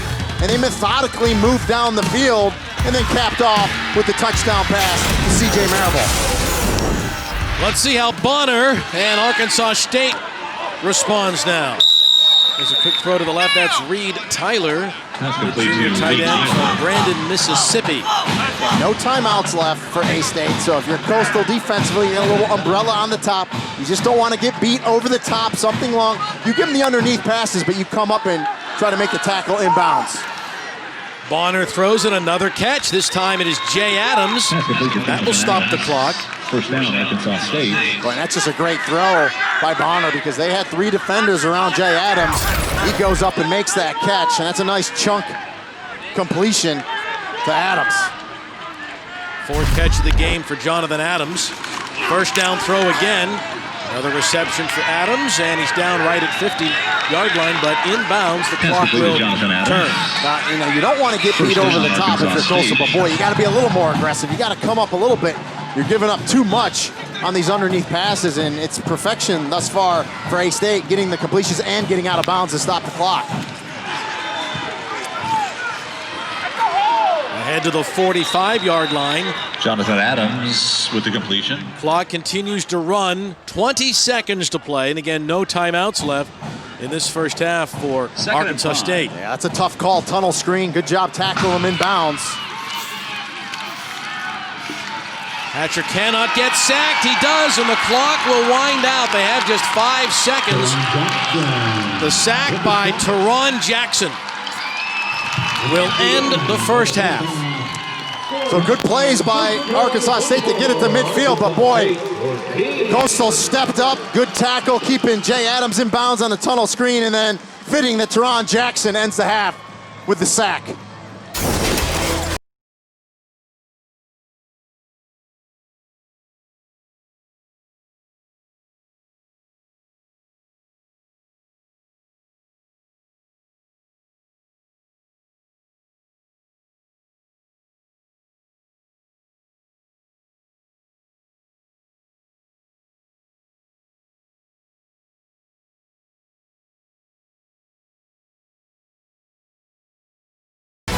Welcome back to ESPN College Football, presented by Sling TV. We are at halftime at Brooks Stadium at Coastal Carolina, where the unbeaten Chanticleers have a 10-point lead, 24-14 over A-State. Let's look at our first half stats. They are brought to you by Dos Equis. What numbers jump out to you, amigo? Well, more than 2 times the time of possession. It was an unbelievable second quarter for Coastal Carolina, and then the 14 first downs. And again, it was a dominant possession to end the half for Coastal Carolina. Chanticleers will get the ball to begin the second half as well. Marable to run it back, and he gets knocked down shy of the 17-yard line. Let's go down to the field. Here's Taylor Davis. Well, guys, I spoke with Arkansas State head coach Blake Anderson after the half. Little disappointed in the first half performance, specifically that final drive. He said they're doing a great job keeping us off balance. We're also not playing the ball well in the air. He's impressed with what Grayson McCall is doing, but he said his timing is not perfect, and we're not capitalizing on that. Offensively, he put an emphasis on the run game. He wants to see the run game improve, and at halftime, he told his guys, look, we've been here before. They trailed to Kansas State at one point. He said, create some energy for ourselves, play till the clock hits 0. Thanks, Taylor. And yes, they trailed at Kansas State 21-7 and came back to win the game in the second half. But this drive, this series is really big, isn't it? Huge for the defense, and they started out nicely right there with a TFL tackle for a loss. C.J. Marable on the handoff. Tackle by number 30, Derek Bean. Yeah, very important to get off the field here. Get that offense the ball back where they can try to get some rhythm going.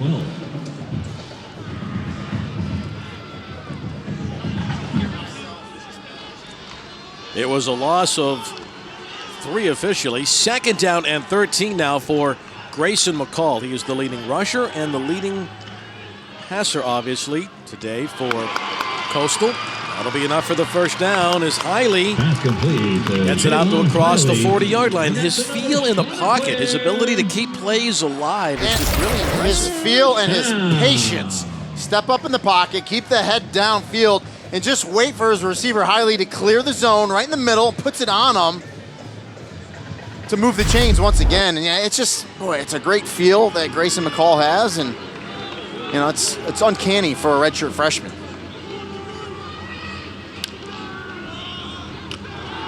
On the play fake, that'll be a gain of 11 or 12 more as he connects with Hiley again. You know about Grayson McCall, he missed 28 days in the preseason due to contact tracing. He never tested positive for COVID-19, but he, in this era of contact tracing, had to quarantine himself twice. You want to talk about bad luck?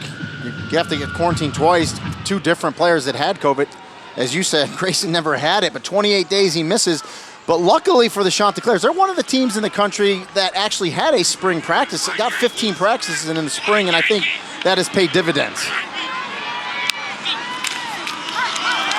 Marable has a seam, and he surges for another first down. 11 more on the ground. You know, we talked about how important this drive was for A-State to get off the field, get their offense back, but it's equally as important for Coastal to come behind that great drive they had to finish the second quarter to come out here and double up those points, right? Go down and put another touchdown in and really try to put A-State in a hole here in the third quarter.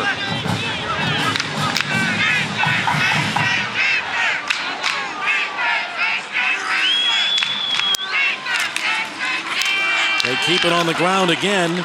They're getting some big holes up front. That offensive line is winning the battle right now. They are moving the guys in the red hats off the ball. And I love it because they're not the 6'5", 6'6" guys you're accustomed to. We talked about Sam Thompson, 51, 5'9", Willie Larkin, 57, 6'1". Now Antoine Loper, 6'3", he's one of the bigger guys. But boy, they're a feisty bunch. They play hard. I talked to their offensive line coach, Bill Durkin. He said they love football.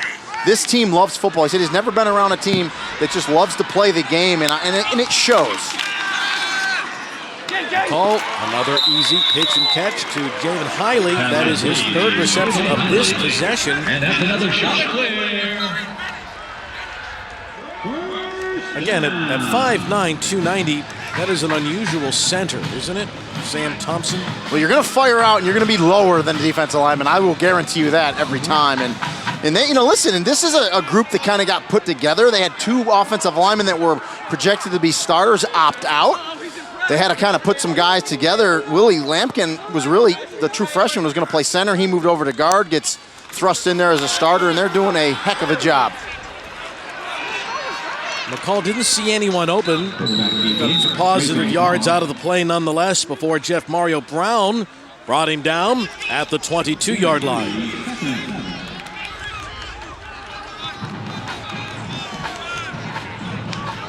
A good coverage that time in the back end by A-State. But a nice job in McCall. He had a ton of time back there. Scanned the field, no one was open. He tucks it and picks up 3 or 4. Marable is just 5 yards away now from the 3,000-yard mark. That's a bobble pitch. A really good job by Jones just to hang on to the ball and not put it on the teal turf, or the surf turf, as they call it here. Yeah, you got to be ready. Grayson McCall is that type of quarterback that'll pitch it at the last second when you're not expecting it. A little bobble there by Jones, but he pulls it in. Big third down here, though, for Arkansas State.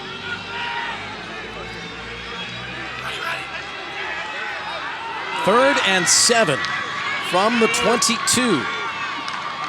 They owned third down in the second quarter, didn't they? Let's see if Grayson McCall can keep the magic going here in the third. Is that a catch? Yes. Nicely done once again. The foot in bounds and the first down.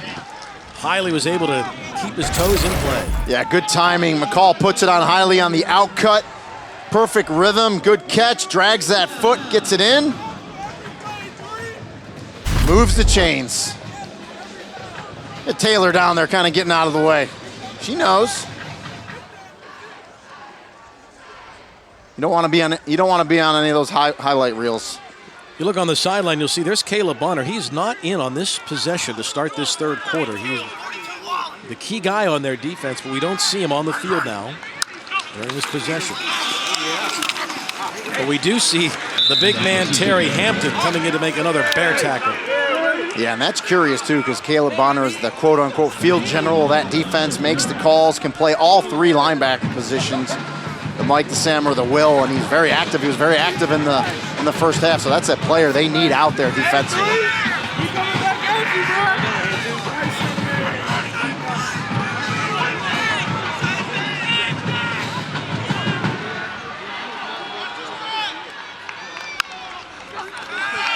McCall to the air again. McCall getting pursued. He somehow was able to make something positive happen out of that. Well, you saw the defender coming from behind, and the 5,000 fans here, you kind of heard them yell. And right when they, let that scream out, McCall's able to tuck it, doesn't get the ball stripped, and get some positive yards. But right there, you think Hampton's got him.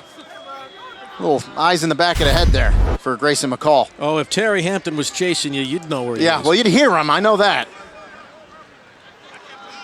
It's a big boy. And a big third down here. I mean, Arkansas State, if they could get them into a field goal try here, that in a way is a victory. A touchdown here could be just emotionally tough as anything here to start this third quarter. And whistles on a timeout before the snap. Coastal calls the timeout. Early going in the third. Coastal with the lead and knocking on the door once more.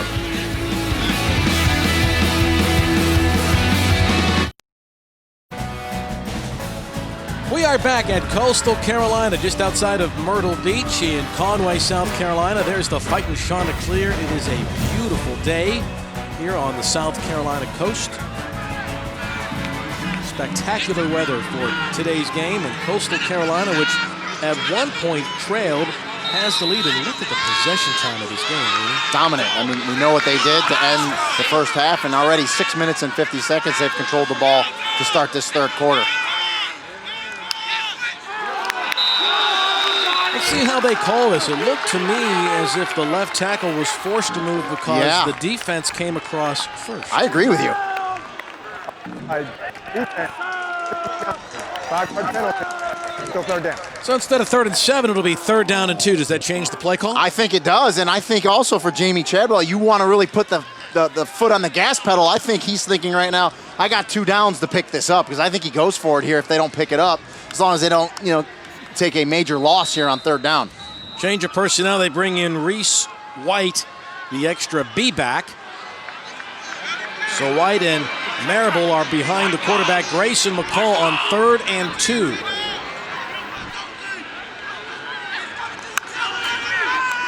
The handoff to White has the first down to the 2. Exact same play they ran on 4th down. Anthony Switzer made the play, but yes, to Reese White. Yeah. 2 big runs in this second game for White. I just love the speed that he hit the hole with, knowing it's 3rd and short, get the handoff. You're not dancing around back there. Lower those shoulders, get behind the pads. Offensive line fired off nicely, and you pick up the first down. So now 1st down and goal for Grayson McCall and Coastal Carolina. White has it again, and he's submarine, no gain. That was a terrific play up front by Justin Rice came in with a low hit. Yeah, went to the well one time, too many there. Went back with the exact same play, and as you said, Justin Rice sniffed that one out, comes in low and chops down White. Again, Caleb Bonner not in the game. On defense, the tremendous senior linebacker for A-State. From the 3, 2nd and goal. To the air. Touchdown!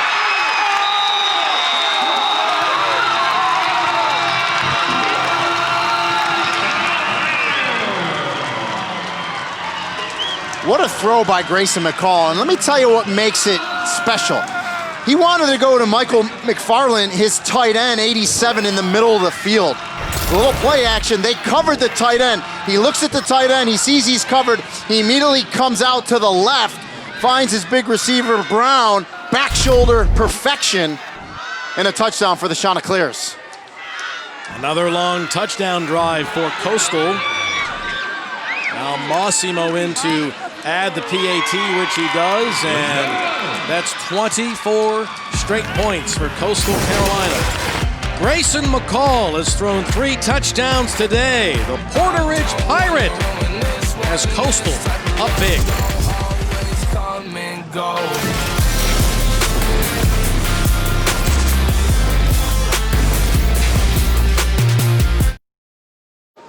Coastal Carolina opening up a 31-14 lead over Arkansas State in the conference opener for both teams. Bill and Rini back in the booth. Wow, what a performance for Grayson McCall. We told you he had 5 touchdowns in that victory at Kansas. He's thrown for 3 today. And we asked, how would he respond to some adversity? He's been sacked. They've had a turnover. They trailed in this game. He's responded quite nicely. Really impressed with Grayson McCall, just running the show out there, whether it's running speed option, zone read, or spreading it around to his receivers. A tremendous job by Grayson McCall. He's a young man from suburban Charlotte who came in as a redshirt freshman this year and really wowed them, not only with his throwing and his ability to run the option, but with his moxie, with his intelligence. And he had his first turnover of the season in the first half. And at that point, it put Arkansas State in the lead. But since then, since the end of the first quarter, it has been all Chanticleers here today. Let's see how Arkansas State responds. This will be a fair catch. And the Red Wolves will get it. All right, let's take a look at how this offensive line has protected him. It is our pocket protection brought to you by Nationwide. Well, they've done an excellent job. They gave up the 1 sack early, but since then, Grayson McCall has not been sacked. He's been able to feel the pocket, step up when he needs to, scan the field, and that offensive line has really done an excellent job protecting Grayson McCall today. Well, the guys on the field now, we need to reintroduce them. They haven't been out there for a long time, and that is the A-State offense. Lane Hatcher flips it over to the left side, and there's a good start to the drive. Bowling gets the ball to the 35-yard line. Again, remember now, they were down 21-7 in the game at Kansas State. They have come from behind before. But it's imperative that they answer. I mean, Coastal had it for 8:38 to end the first half, and they start the second half with an 8:03 drive. That's Jonathan Adams. Pass complete to Jonathan Adams. He makes the reception. And you can already tell the tempo is way faster for A-State this second half than it was in the first half. And this is their game. Go, go, go. That the referee spotted, and let's snap this ball and get a rhythm, something they didn't have in that first half. On second down, to the air again. Looking for Adams. He got tangled up. No flag on the play. Down the sideline, he and Derek Bush got tangled up with one another. Yeah, it was good coverage by Bush that time. Coaches talked about the corners would be matched up with Jay Adams one-on-one in this game, and they had to be up for the task. Good job by Bush. It's always good. You can body him a little bit, right? If you're turning, looking back for the ball, totally fine. It's a good job. 3rd and 2. First down run here for Jones. Jamal Jones out of Memphis, brought down by Braden Matz, but that'll move the sticks. And that's what I think, A-State needs, Bill. They need that big chunk play. Get some excitement going, get some momentum.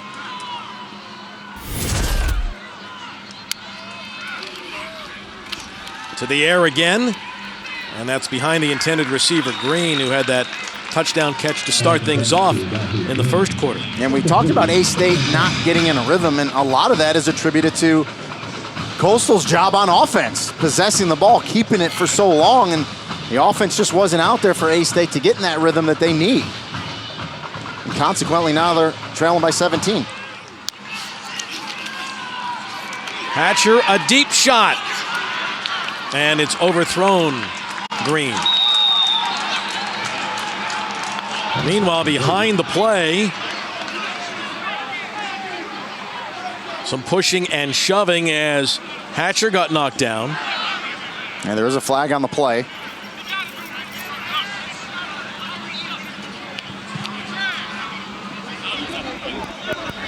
After the play was over, unsportsmanlike conduct, offense number 79. 15-yard penalty, replay. Well, a frustrating afternoon just got worse for A-State. Jared Horst whistled for the unsportsmanlike conduct play. And it's been a pretty clean game penalty-wise, and that's an unforced error there by Jared Horst. You just can't do that, especially when you're trailing in a game where you need to come back, and that's a big 15 that'll hurt A-State. Jordan Strong is the injured Coastal Carolina player, helped off the field. He's their starting cornerback on that side. Who's playing well today.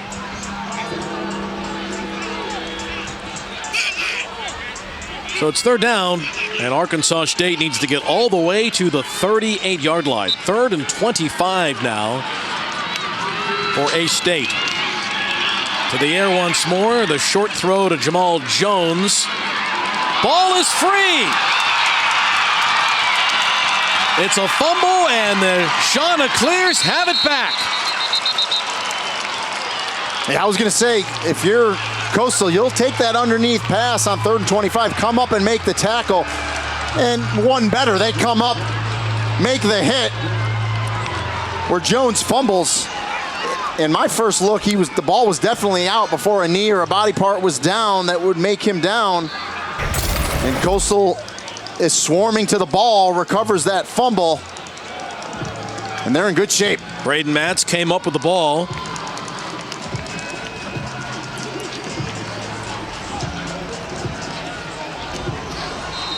He got a perfect hop.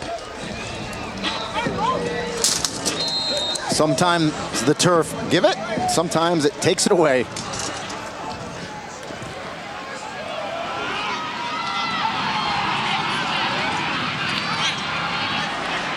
From the 42-yard line. Again, that left-handed option pitch And that's Marable with the run. He got about 5 or 6 yards on the play before Switzer knocked him out of bounds. That's going to put him over 3,000 yards now for his career. Yeah, and you knew he was going to run hard today. We talk about him having a little chip on his shoulder, and they said 15 to 20 touches. I know through the pass game and run game, he's close to there already. So he's been a big part of this offense today. That's 3,001 career yards for CJ. That's 5th nationally among all players.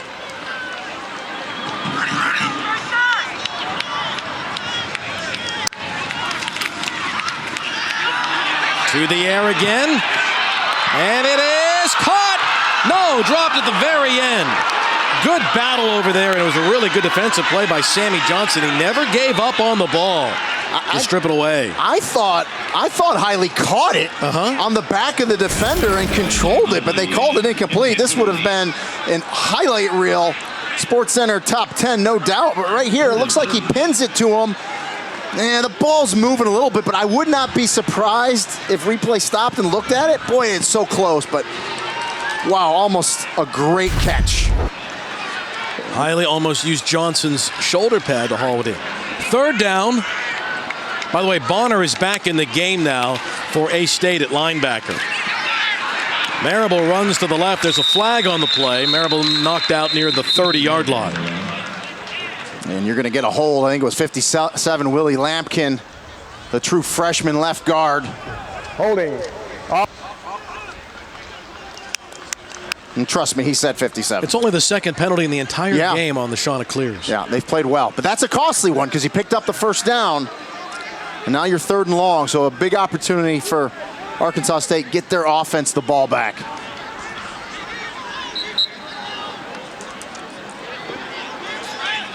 Yeah, Willie got caught there. A little bit of a takedown in the middle, and when you do that, the center judge is looking right down at you. That's his responsibility, and it was an easy call. So 3rd and 13. Back on the 45-yard line now for Grayson McCall. Felt the heat coming, got out of there, flips it, and it's intercepted. His first interception of his career, and it's picked up by Switzer. And a big play for Switzer as he comes across the 50-yard line. Well, A-State needed a break. Boy, did they need one, and maybe that's it. That's a big takeaway by Anthony Switzer, and young Grayson McCall will learn when you step up, do not throw it back across your body. Nothing but trouble happens there. Come back. A-State takes over on the other side.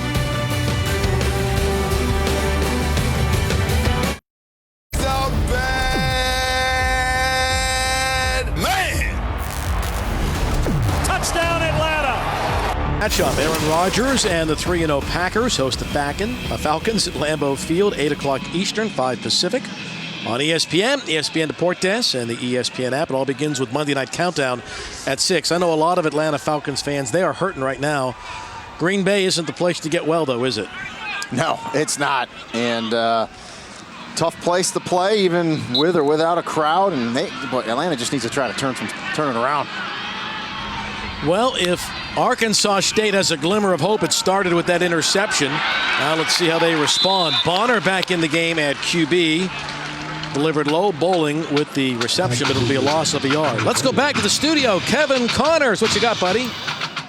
All right, Bill, time for your Capital One fan vote update. We'll take you to Gainesville. 14 unanswered for Florida to start the half. Kyle Trask to Kadarius Toney. Poor tackling here, great speed. Covers 57 yards. Start the Heisman conversation for Trask. 4 touchdowns, that's 10 in 2 games. 38-14 on ESPN. Bill? All right, Kevin, thanks. Meanwhile, nearly a highlight catch by Jonathan Adams, trying to one-arm it down the sideline, but incomplete. Yeah, and that's what you got to do. Go to your big gun. See if he can make a play for you. Get yourself back in this ball game. So 3rd and 11 now for Logan Bonner and the A-State offense. The heat comes. Bonner delivers it to Green, and he's knocked down on the 49-yard line, shy of the first down. Once again by Enoch Baconzo. They're short of the first down. What do you think, Greeny? I think you go. You know, you just haven't gotten anything going in this game. you're on the other side of the 50, you definitely go, and he's going in a hurry. 4th down for Logan Bonner. Bonner's on the move, not gonna get there.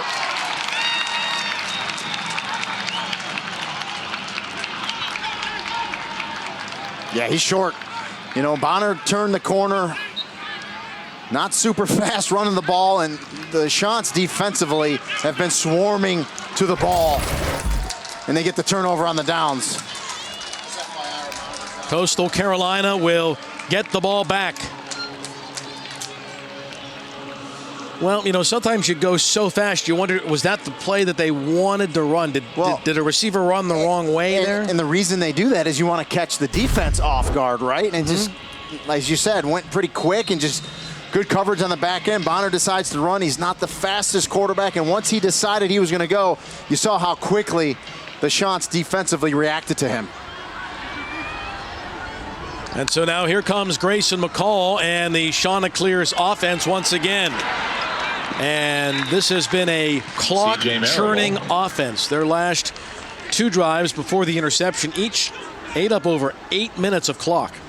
Yeah, another good block by Loper. He was left tackle in the first half. He's over there on the right side now. They like to get him out on those option plays.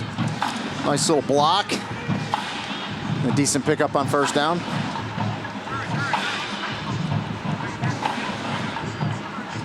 Jamie Chadwell and his guys will be in no hurry here, leading by 17 late in the 3rd. On the option with the left hand again to Marable. And he picks up 4 more, and it'll be 3rd down and short.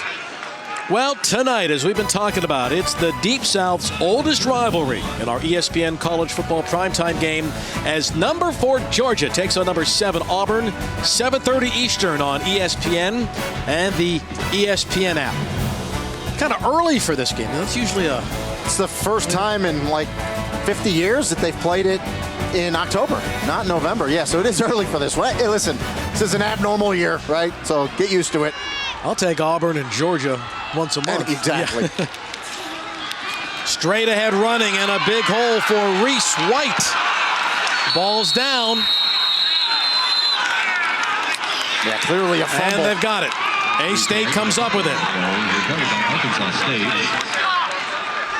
Sammy Johnson with the play. So that's 2 possessions in a row now that Coastal's coughed it up. Yeah, good run by Reese White. You just got to protect the ball in traffic as you're going down. He doesn't do it. It comes free. And again, big turnover, big takeaway by Arkansas State. Problem is they haven't been able to do anything with it offensively. See if they can get something going here with only 1:37 left in this 3rd quarter. Lane Hatcher back in the game at QB. If you weren't with us from the top of the show, this was the plan today for Blake Anderson and Keith Heckendorf to rotate the QBs each series. And they have done that regardless of the time and score. 1st down run to Lincoln Perry. And the freshman from suburban Memphis gets it to the 34.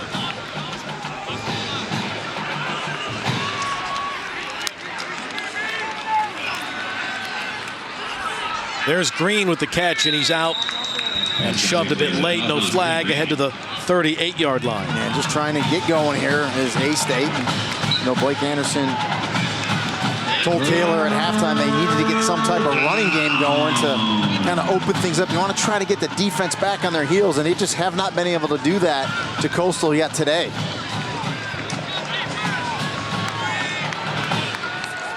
They're coming with the blitz on 3rd down. And that Chanticleer's defense comes up with another stop. Yeah, and they ran away from the blitz. But again, that defensive front, that defensive line led by Teron Jackson. You got Gerard Clark in the middle, C.J. Brewer. Those down 3 playing extremely tough today, and they get the stop. And at this point in the game, Blake Anderson said, we're going for it. Got to go for it, no doubt. 4th and 1, and a throw. And that'll pick up the 1st down. Nicely done to T.W. Ayers. And a good run after the catch all the way to the 45. Yeah, well, you love the play call there. Gutsy, right? 4th down. You're going to swing it to T.W. Ayers, the tight end. makes the catch. And oh, by the way, he played some defense in the first half. So he played both ways, did T.W. Ayers, and there picks up a huge first down. Final play of the third quarter. And that's an incomplete pass.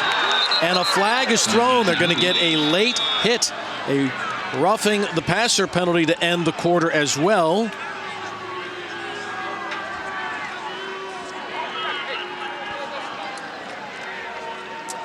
Yeah, and because it's a defensive penalty, I believe we will have one untimed down here left in the third quarter.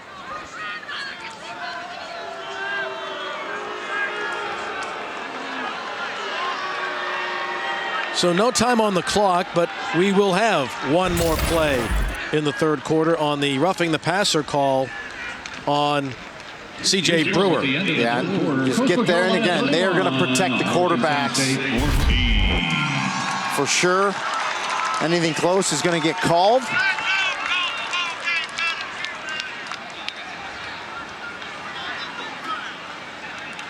So they convert on fourth down, and now the football will be spotted inside the 30-yard line. This is the exact definition of a free play here. Yeah, and I wouldn't be surprised if they do take a shot. You got trips to the left, 3 wide. See if you can get your big receiver, Jay Adams. They snap it to the motion man coming across directly, but as Perry caught it, a flag was thrown. It was a tricky little play. Yeah. And I'm wondering if he was maybe going to throw that with the wide receivers out there as well. And Blake Anderson known for trick plays. Start. Offense number 68. 5-yard penalty. Still first down. We'll have an untimed. And we'll have another that was never officially a play because it was a false start. So let's do it again here in the third quarter.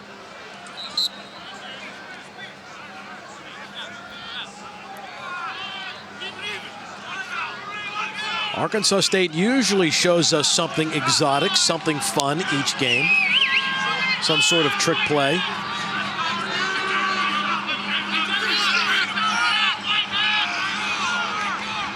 Barring a defensive penalty, this will be the final play of the quarter.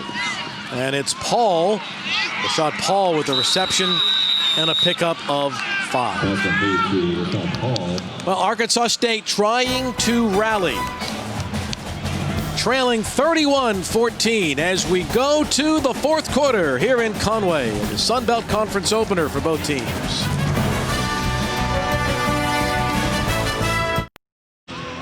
To the fourth quarter we go. Coastal Carolina with the big lead over Arkansas State, 31-14. Now let's take a look at today's colors of the game. They're brought to you by Sherwin-Williams. And the color on this campus, Rini Ngolia, is teal. Teal, yeah, nice. A lot of teal. Field is teal. A little different look. The seats are teal, the cheerleaders and the dance team, they're all here today. Socially distanced, but they're here. A-State trying to rally. First play of the fourth quarter to the end zone to Bowling. Can't catch it. Nice idea, and Bowling had a step on the corner. That was Brandon Matz, the safety, actually, but a bit overthrown. Just overthrown, but boy, that's a ball that Brandon Bowling, I think, usually makes this catch. It's going to go through his hands just a little bit. It would have been a great catch, but boy, that was close.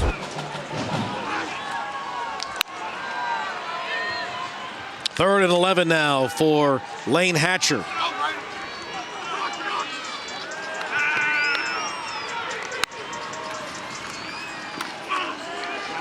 Throws it short. You figure this is probably 4-down territory, right? That's ahead of the 25-yard line. Absolutely, you know, and good job by Hatcher. Knew he was going to get hit.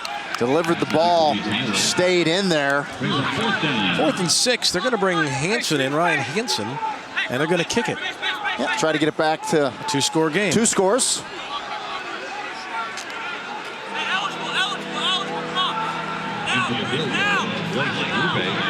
This will be a 42-yarder for Ryan Hanson. He's a freshman out of Taylor, Texas. Rupi, the kicker. Hanson is the holder.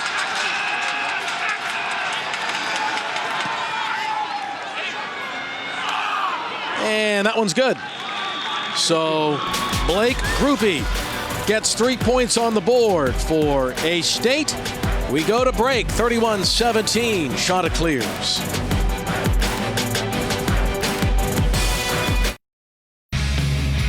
Well, we talk about having a ball at the beach. The Coastal Carolina Chanticleers, unbeaten this year, having a lot of fun in those teal jerseys. They've got a 31-17 lead, undefeated on the season, a win at Kansas, and up by 2 scores. Having a great time on their home field so far. We've got most of the fourth quarter to go. Yeah, you just love watching teams like this. They enjoy playing the game of football.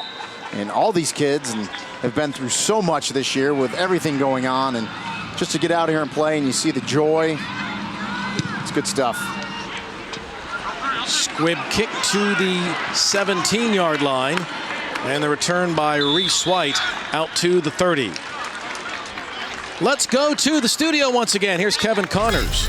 All right, Bill, Texas in another. Meantime, Memphis and Brady White haven't played a game in nearly a month. When they beat Arkansas State, they've had a couple of COVID cancellations coming up. You'll see Memphis and SMU from Dallas coming up in just about 45 minutes. All right, Kevin, thanks. That's a good American matchup right there. A mishandled snap. Nice job by McCall in one of those, I got it, you got it, no, you take it, I'll take it, handoffs. One running back went the wrong way, and they collided, so they're going to have fun with that in film session this week. But no, they avert the disaster. McCall just holds on, takes the loss, but they don't fumble it away. Big possession, though. Great job by Blake Anderson. That's why he's down there. We're up here. He kicks the field goal, gets it back to 2 scores. Now the defense has to come up big here. Still in this game. A lot of time to go.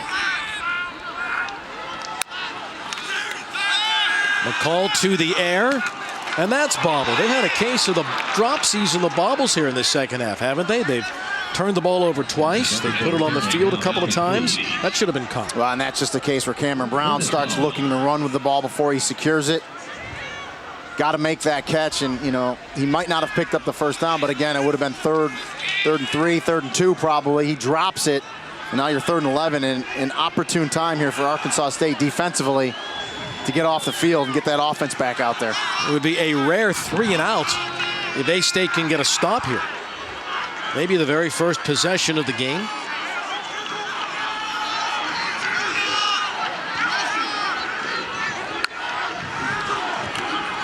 The rookie McCall, beautifully delivered right to Latushko for the first down. That's the 8th third down conversion of the game. And that's a backbreaker. 3rd and 11, defensively, you got him where you want him if you're Arkansas State. You can't get to him. He has enough time. He slides a little bit to his left in the pocket, and he finds Latushko down that left sideline, drops it in there. Great touch by McCall. Good job by Latushko just to sit right there, make the catch. And a big 3rd down conversion.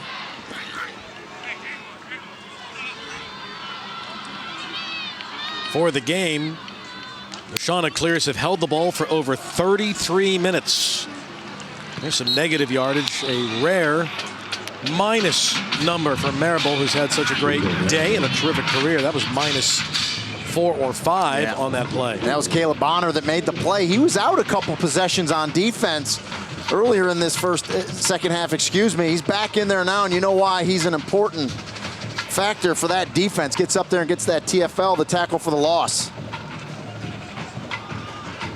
Jones into the game now at the A-back position for Jamie Chadwell's team. And again, McCall is milking every second off this clock.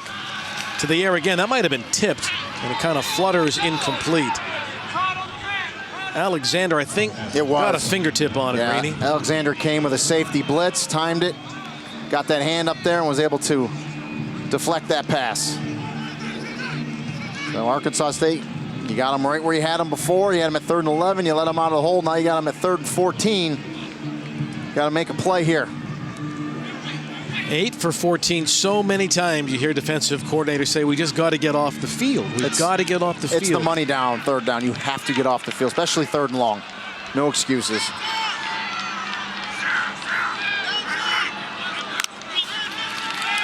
McCall taking the deep shot.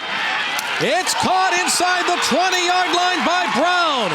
Another third down conversion for the poised rookie, Grayson McCall. Well, Cameron Brown makes up for that drop he had over the middle, but Grayson McCall couldn't run this ball out there and hand it to Cameron Brown any better. He drops it right over the defender, right over the outside shoulder of Cameron Brown. I mean, that is a perfectly placed pass by Grayson McCall. And again, we saw a 3rd and 11 conversion, now 3rd and 14. Just backbreakers for Arkansas State's defense. Does this look like a guy, Rainey, that's only in his 3rd collegiate game? And oh, by the way, missed 28 practices this year, redshirt freshman. Unbelievable play. Switzer comes up to make the play on the run. You know, you used the word earlier, and I agree, moxie, right? That just, he's confident, and you love that out of your quarterback, and he just distributes the ball. He goes through the offense, and he's talented with his feet as well, and he's a good weapon at the quarterback for Coastal Carolina, and they got a good one. Jamie Chadwell is very happy with the play of young Grayson McCall. There's no doubt about that. Well, remember David Duggan was talking about, he just has the it factor. Yeah. David's the defensive coordinator. Yep. He says he just makes money plays like that. McCall to the end zone on the slant, and that is an easy touchdown. 4th passing touchdown of the day for the rookie, Grayson McCall. Yeah, and Javon Hiley's been one of his #1 targets, and number 14, Antonio Fletcher, I believe, was in coverage. Just too much of a cushion when you're on the goal line like that. Just an easy slant. No defenders there. Pitch and catch. Touchdown, Chanticleers.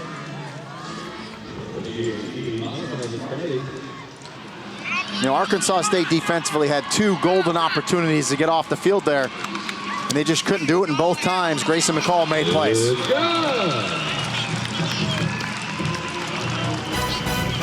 Well, there's some good quarterbacks in the Sun Belt Conference. Folks around the league get ready to learn about number 10 in teal, Grayson McCall.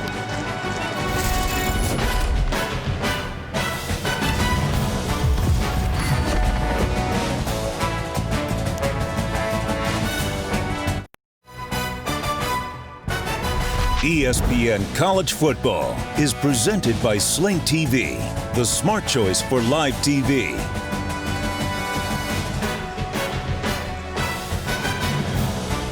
It has been a big day for Coastal Carolina. We're looking at their College World Series championship trophy. They won the national championship back in 2016 in baseball. This guy from suburban Charlotte, little town of Indian Trail, North Carolina, Porter Ridge High School. What a day for Grayson McCall. He had the 5 touchdowns at Kansas. Look what he's done today. I bet you he could throw a baseball. Could see him playing center field, throwing some dimes to home plate. Yeah, unbelievable job, though, today, the quarterback position for Grayson McCall. And just, you know, and the poise that he does it with. Doesn't make mistakes. At the 1 interception, but he'll grow from that again, redshirt freshman.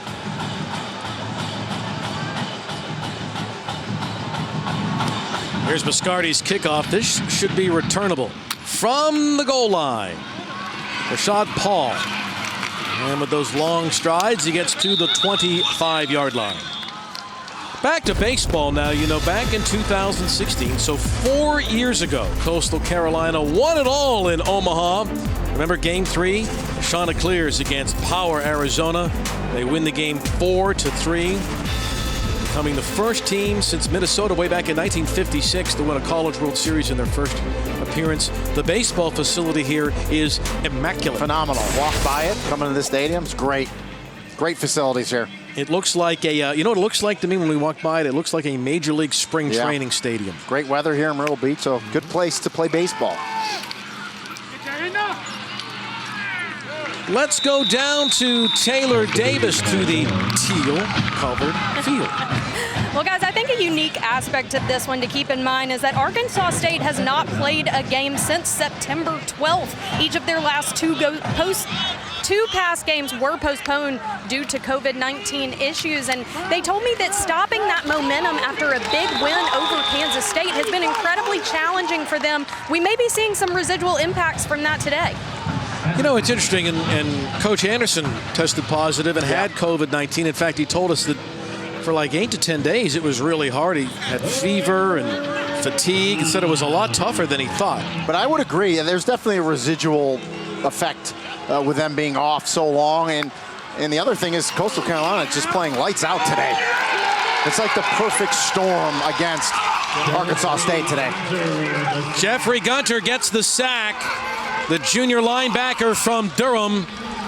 And it'll be 4th down again for Arkansas State. And with the ball way back inside the 20-yard line, Coach Anderson and A-State have no choice but to kick it back. Yeah, and you can just see the excitement on the Coastal sideline. They can feel it. They have not beaten Arkansas State yet in Sun Belt play since they joined 0-3. Today was a big game for them.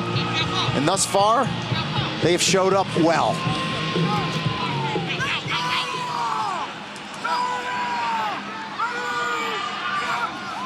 Ryan Hansen to punt. And the return now for Hiley, a fair catch. And the Chants will take over on the 48-yard line. It's just the 3rd year for this team to be on the FBS level in the Sun Belt. They're looking for a milestone win today.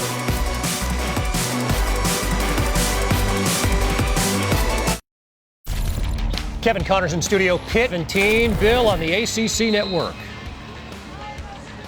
Kenny Pickett, one of the underrated QBs in the ACC for the Pittsburgh Panthers. Great quarterbacks in the ACC all around. Overall, it might be the best league top 2 bottom for quarterbacks. First down run, and Shamari Jones gets belted by Ellery Alexander right in front of the A-State bench as we turn under 8:30 to go in this 4th quarter. At one point in this game, Arkansas State led it 14-7, but it has been all Coastal ever since. Yeah, just keeping Arkansas State off balance on defense and kind of doing what they want, spreading around, zone read option, and McCall has dropped some dimes out there for sure. McCall's also keeping a close eye on that play clock, isn't he? Milking every possible second. They keep it on the ground in a big hole. Maribel inside the 30-yard line. They're trying to strip it, but he goes down with the ball firmly against his belly on the 22-yard line before Bonner brought him down. Yeah, great job by the offensive line blocking on that left side. Maribel hits it. Good, tough run. Get through there and then get to that second level and then just secure that ball because you know they're going to try to strip it. Nice job by C.J. Maribel. You know, you throw the ball to score points, Bill, but you run the ball to win football games, and this is how you close them out. First downs, running the ball. Good chunk gain there by C.J. Maribel. They have responded to the exposure they've gotten. 3 straight national television appearances for this team, a 4th coming up for Coastal Carolina. There are a lot of good players. There are a lot of good high school players and high school coaches in this state. Good recruiting, good area, and they're taking advantage of it. You know, Bill, I got to ask you, we showed the picture earlier, they're fighting Chanticleer. Right. Do you know the definition of a Chanticleer? Well, I do, only because preparing for the game, I read the notes. A proud, fierce rooster who dominates the barnyard. I love that. Well, it used to be part of the University of South Carolina system. It still is. They stayed the Gamecocks. Chanticleers, there you go. So, good one here at Coastal. Come back. They lead at 38-17, 7:02 left.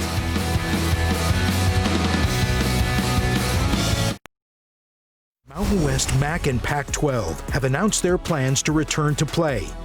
Now all FBS conferences will play football this fall. Be nice to have everybody playing again. But one thing about the Sun Belt, Rini, is during the first 5 weeks of the season, they've taken the opportunity to win some big games on the road against some Power 5 teams in Power 5 stadiums. They've shown us some great young stars like Grayson McCall. Great TV windows like this one right here that normally the Sun Belt just doesn't get an opportunity to play. Not only are they playing in these TV windows, as you said, they're playing well, and they're showing the country that some pretty good football in the Sun Belt. Good athletes, good physicality. It's a good brand of football.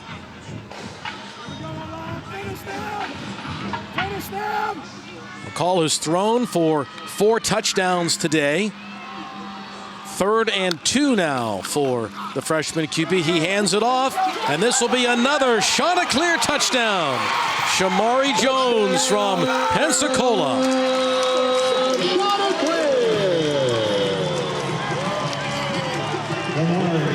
I'm an old-timer, right? And I'm all about fundamentals, so if I was Shamari Jones, running back coach, I'd say, Shamari, great run. Tuck that thing away. Don't hold it out there like that, because how many times you see a player drop a ball accidentally, goes through the goal line. So tuck that thing away, and that's probably what he's telling him right now. Tuck it away, get in that left hand, high and tight. Don't be holding it out there. Like you're palming a basketball, put that thing in there. And Biscotti adds the extra point. So not only does McCall get him in position to make plays, he's making the right read here, right? He comes to the line of scrimmage. He's got a decision to make on what to do. Yeah, looks, gives it in. I like how Shamari Jones presses the hole, and then he bounces it. It's okay to switch the ball to left hand, but tuck that thing away, because how many times you see it slips out of his hands, goes through the end zone. It's a touchback, so tuck it away. But the run itself was excellent. Press the line, bounce it to the outside, and try to put this game away. And I think that touchdown right there, although a lot of time left, 6:16, might have been an exclamation point in this one. And for A-State, you know, they're going to, all things go as planned, they're going to get a couple of home games. They haven't had a home game yet. They're going to have their home opener, what'll be next week? It'll be October 10th when Central Arkansas comes in. But, you know, they still have to go to App State. Yeah. They still have to go to Louisiana. It's going to be some time for some improvement now for Arkansas State. But as you said, it'll be good for them to get a home game. And if Coastal can hang on here with 6:16, we're going to have an undefeated matchup in the Sun Belt next week. Rashad Paul from near the goal line will sprint it out. And Paul knocked down near the 27-yard line. Well, coming up tonight, it is the Deep South's oldest rivalry in our ESPN college football primetime game. Number 4, Georgia. Number 7, Auburn, 7:30 Eastern on ESPN. And you can watch it on the ESPN app as well from Athens. Hey, I'm looking forward to that one. Should be a good one.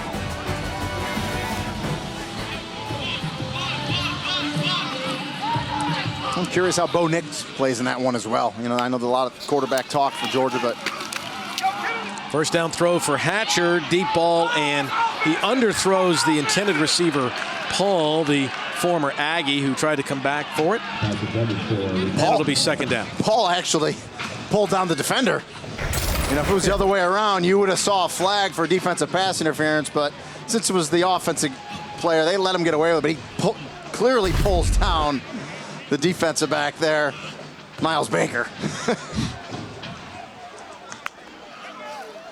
Corner blitz coming. Hatcher flips it over to Leo DeShazer, who stays on his feet and gets to the 33-yard line. Jordan Morris makes the play defensively for Coastal. Yeah, underneath passes, not going to hurt you. Just got to come up and make the tackle. Big lead. On third down, the ball is caught, and here comes Paul, and he's got the first down and much more down the sideline ahead of the 45-yard line. And a rare third down conversion. It's been a while since A-State's pulled one of these off. You're seeing 19 Miles Baker in there, a young corner, getting some valuable reps. To Jordan Strong, 7, who had a very good game, got injured. He's out. He hasn't come back in, so Baker's getting some work at corner. Deep ball, right sideline, and Paul couldn't hang on.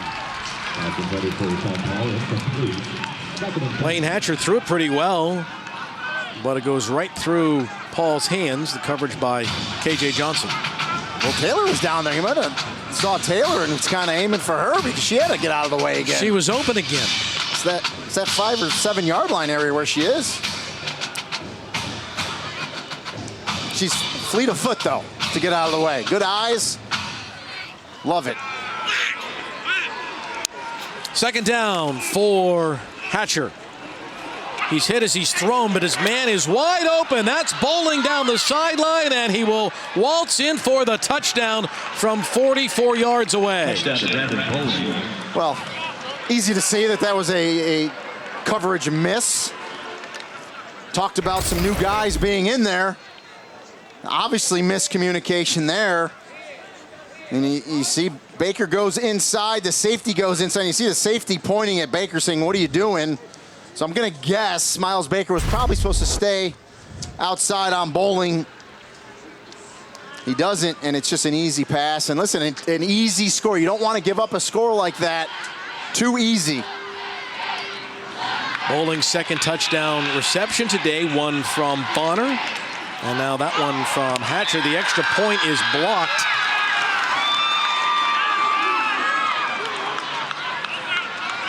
It didn't cross the line of scrimmage, and they don't get it into the end zone. And so the PAT is no good.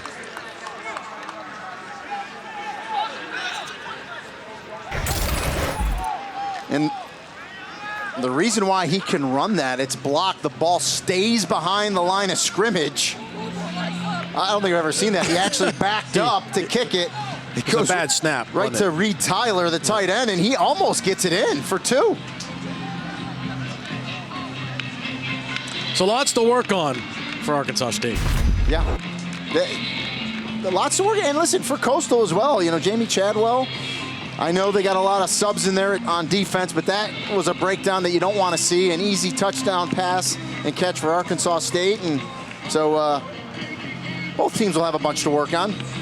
Still early in the season. We've talked about how the Sun Belt has used this first 5 weeks of this season to win some big games on the road against the Big 12 and whatnot. Over the years, it has been a tremendous league where coaches have made a springboard to other schools. Gus Malzahn at Auburn, Brian Harsin at Boise, of course, former coaches at Arkansas State. That's an impressive list. Neil Brown and Drinkwitz and Satterfield now in the ACC at Louisville. And you can probably add Billy Napier to that list because I think this is his last year at Louisiana. Just a hunch. He was pretty sought after last year. He stayed, but he's a good one as well. Onside kick coming, and it's covered easily by Coastal Carolina. Well, I have a hunch we're going to see our first look now at Fred Payton, the other quarterback, the backup quarterback for Coastal Carolina, which means Grayson McCall's day is done. What a performance he showed us here today. Much deserved rest with 5:06 left in this game for Grayson McCall. And so as the Chanticleers come onto the field, the new quarterback is the junior, Fred Payton, who played a whole bunch for him. And he's a guy who's experienced. He had hurt his Achilles, so he's coming back from that, but get some valuable reps here. Baden Pinson from Cincinnati, his first touch of the day, and he gets about 9 yards as Coastal moves in on the 500-yard mark today. And I can't say enough about the play of Grayson McCall today, and he's going to be a good one. And, and I think, again, you talk about he missed the 28 days. We mentioned it earlier, but I think those 15 days of spring ball that they got in really helped Grayson McCall to take that next step, and I love it. He's got the headset on, or he's right next to the headset, but he's involved in the game, making calls, staying in it. Second and short for Payton, and they keep it on the ground, and another first down, and a whole lot more. This is Braden Bennett, and he will score. Freshman Braden Bennett from 35 yards away. Yeah, Bennett, true freshman, was playing high school last year at this time. 6'2", 185. He's got a slight frame. He's going to get a lot bigger and stronger, but showing you his ability there. Down that left sideline, breaks the tackle of Alexander, stays in bounds, and gets it in for his first career touchdown. Fresh legs coming off the bench, too, right? And guys that want to play, freshmen, right, want to impress, want to show the coaches what they can do. Gonna run hard, got to tackle them. Massimo Biscardi, who if he doesn't make it in kicking, could create his own line of Italian clothing. A tremendous name, adds the PAT. And he's probably a great cook of Italian food. He's got to be, but little sweep to the left to Bennett. Ball high and tight, which I like. Breaks the tackle. Good strength for the young man. And in the end zone. He'll never forget that. First career college touchdown. Here's McCall cheering on his teammate. You love it, right? The leader. Love that.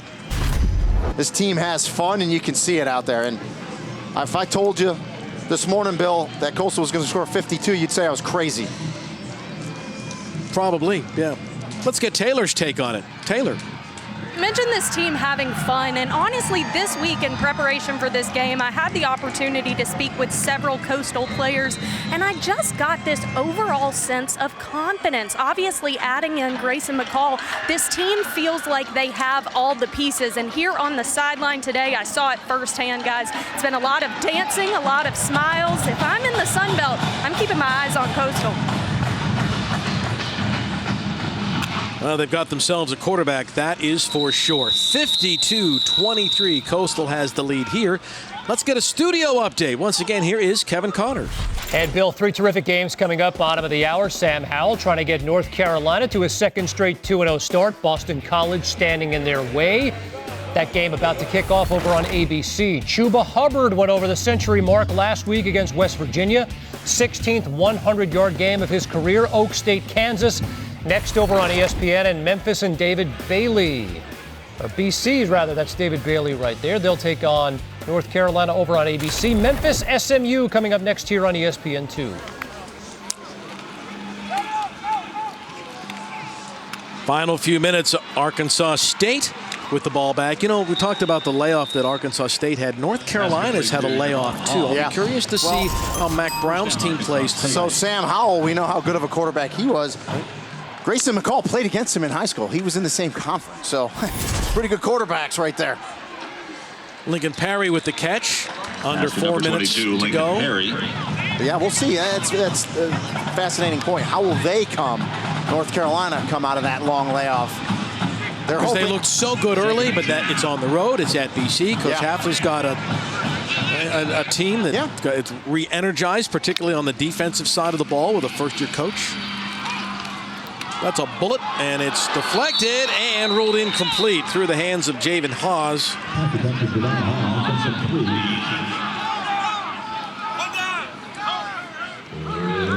It'll be 3rd and 10 for Logan Bonner and the A-State offense here.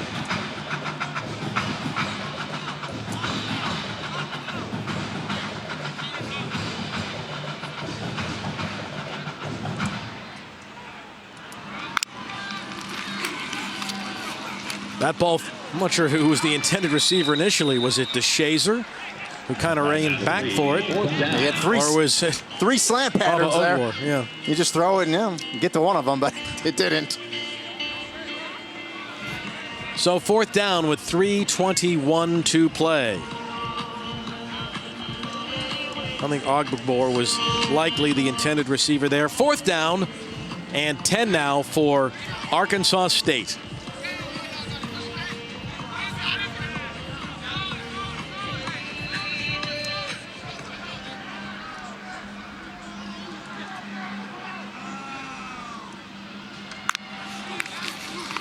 They drop into zone. Is there room to run? Not enough for the first down. There's a holding penalty coming back. And that'll be declined. And the Chanticleers will take over now with 3:12 to play.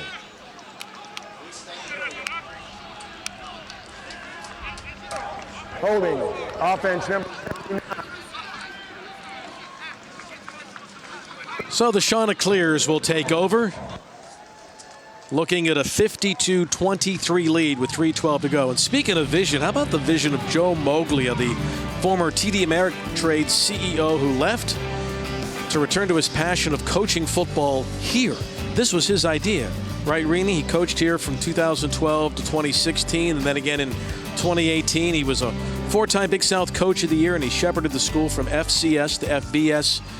This team's going to be 3-0 after today, and they're going to be in first place in the Sun Belt Conference on the East Division. And Coach Mosley, he got this thing started. And I just love, you mentioned the word passion. He never lost his passion for football.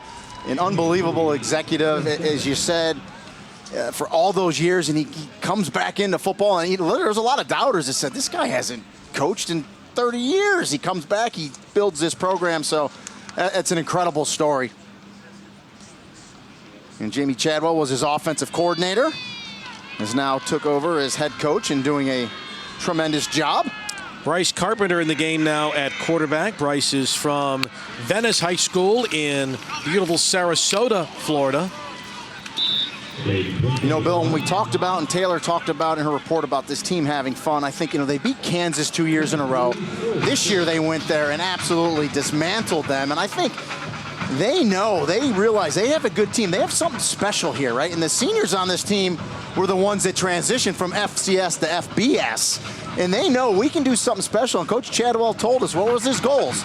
He wants to get this team ranked, and he wants to win a bowl game, not just make a bowl game. And, we told him, you're off to a good start. Well, now 3-0. They're off to a great start for both those things. Well, they won 5 games each of the last 2 years, so they just missed out on going to a bowl in each of the last 2 seasons. Here is Bennett, and he's knocked down with 1:40 to play. Well, they've got vision here. They've got a facility. They've got a state where high school football and college football is huge. They've got Kansas coming here next year to play. They've got Army on the schedule. They've got UCLA on the schedule. It's going to be interesting to see the evolution and the growth of this program. Yeah, and again, they had never beaten Arkansas State in conference, 0-3. An emphatic win today. Yeah, against the program in Arkansas State that's gone to a bowl game in 9 years in a row. Yeah, who has been the standard, right, the high standard of Sun Belt play for many years. Very consistent at Arkansas State.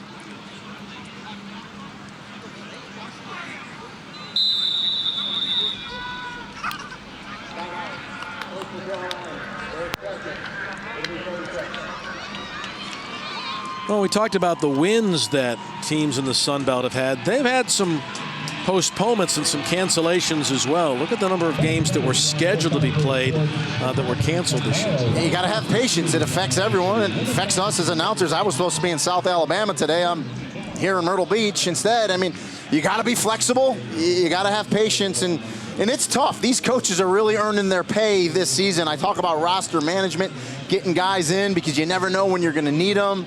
The contact tracing issue, and so it's a challenge for all the coaches nationwide. And unfortunately, we're probably still going to get some cancellations and some postponements, and you just got to roll with it. Yeah, you looked at your schedule, what it was supposed to be in August. They're supposed to play Howard and Michigan State. Totally gone, yeah, totally different. Doesn't even exist. So even if you look at the future schedule, we know that next 2 weeks from today, Coastal at Louisiana, right? So big game. With a minute to go, or 58 seconds to be precise, a punt for Overson. And that is exactly the way this day has gone for the most part for Coastal. They get the perfect layup and roll to the 1.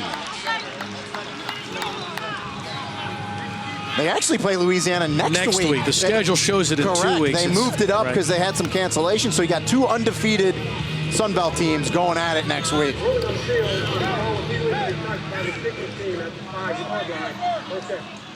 So Louisiana's off this week, but they're undefeated. They're not losing. Coastal will go into that game 3-0, so that should be a heck of a matchup. Next week at Louisiana. Final 46 seconds now for Hatcher, now back in the game at quarterback. They have stuck with that plan to go with both guys on rotating series. And to be candid, the change of quarterback really hasn't impacted this game. Both guys have had their moments. You know, on a sour day where they just didn't play up to, and they'll tell you their potential, both quarterbacks coming in, you would think it's cold, it's tough, but they both played well. They really did, for the most part.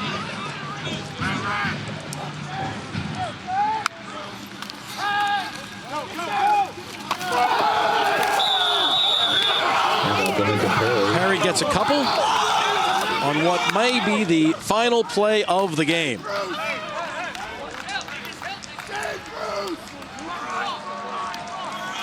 It will be.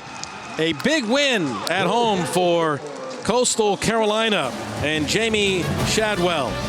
First place in the East. Our final score today, Coastal Carolina 52, Arkansas State 23.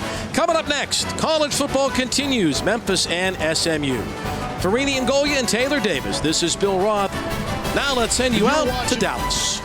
Football presented by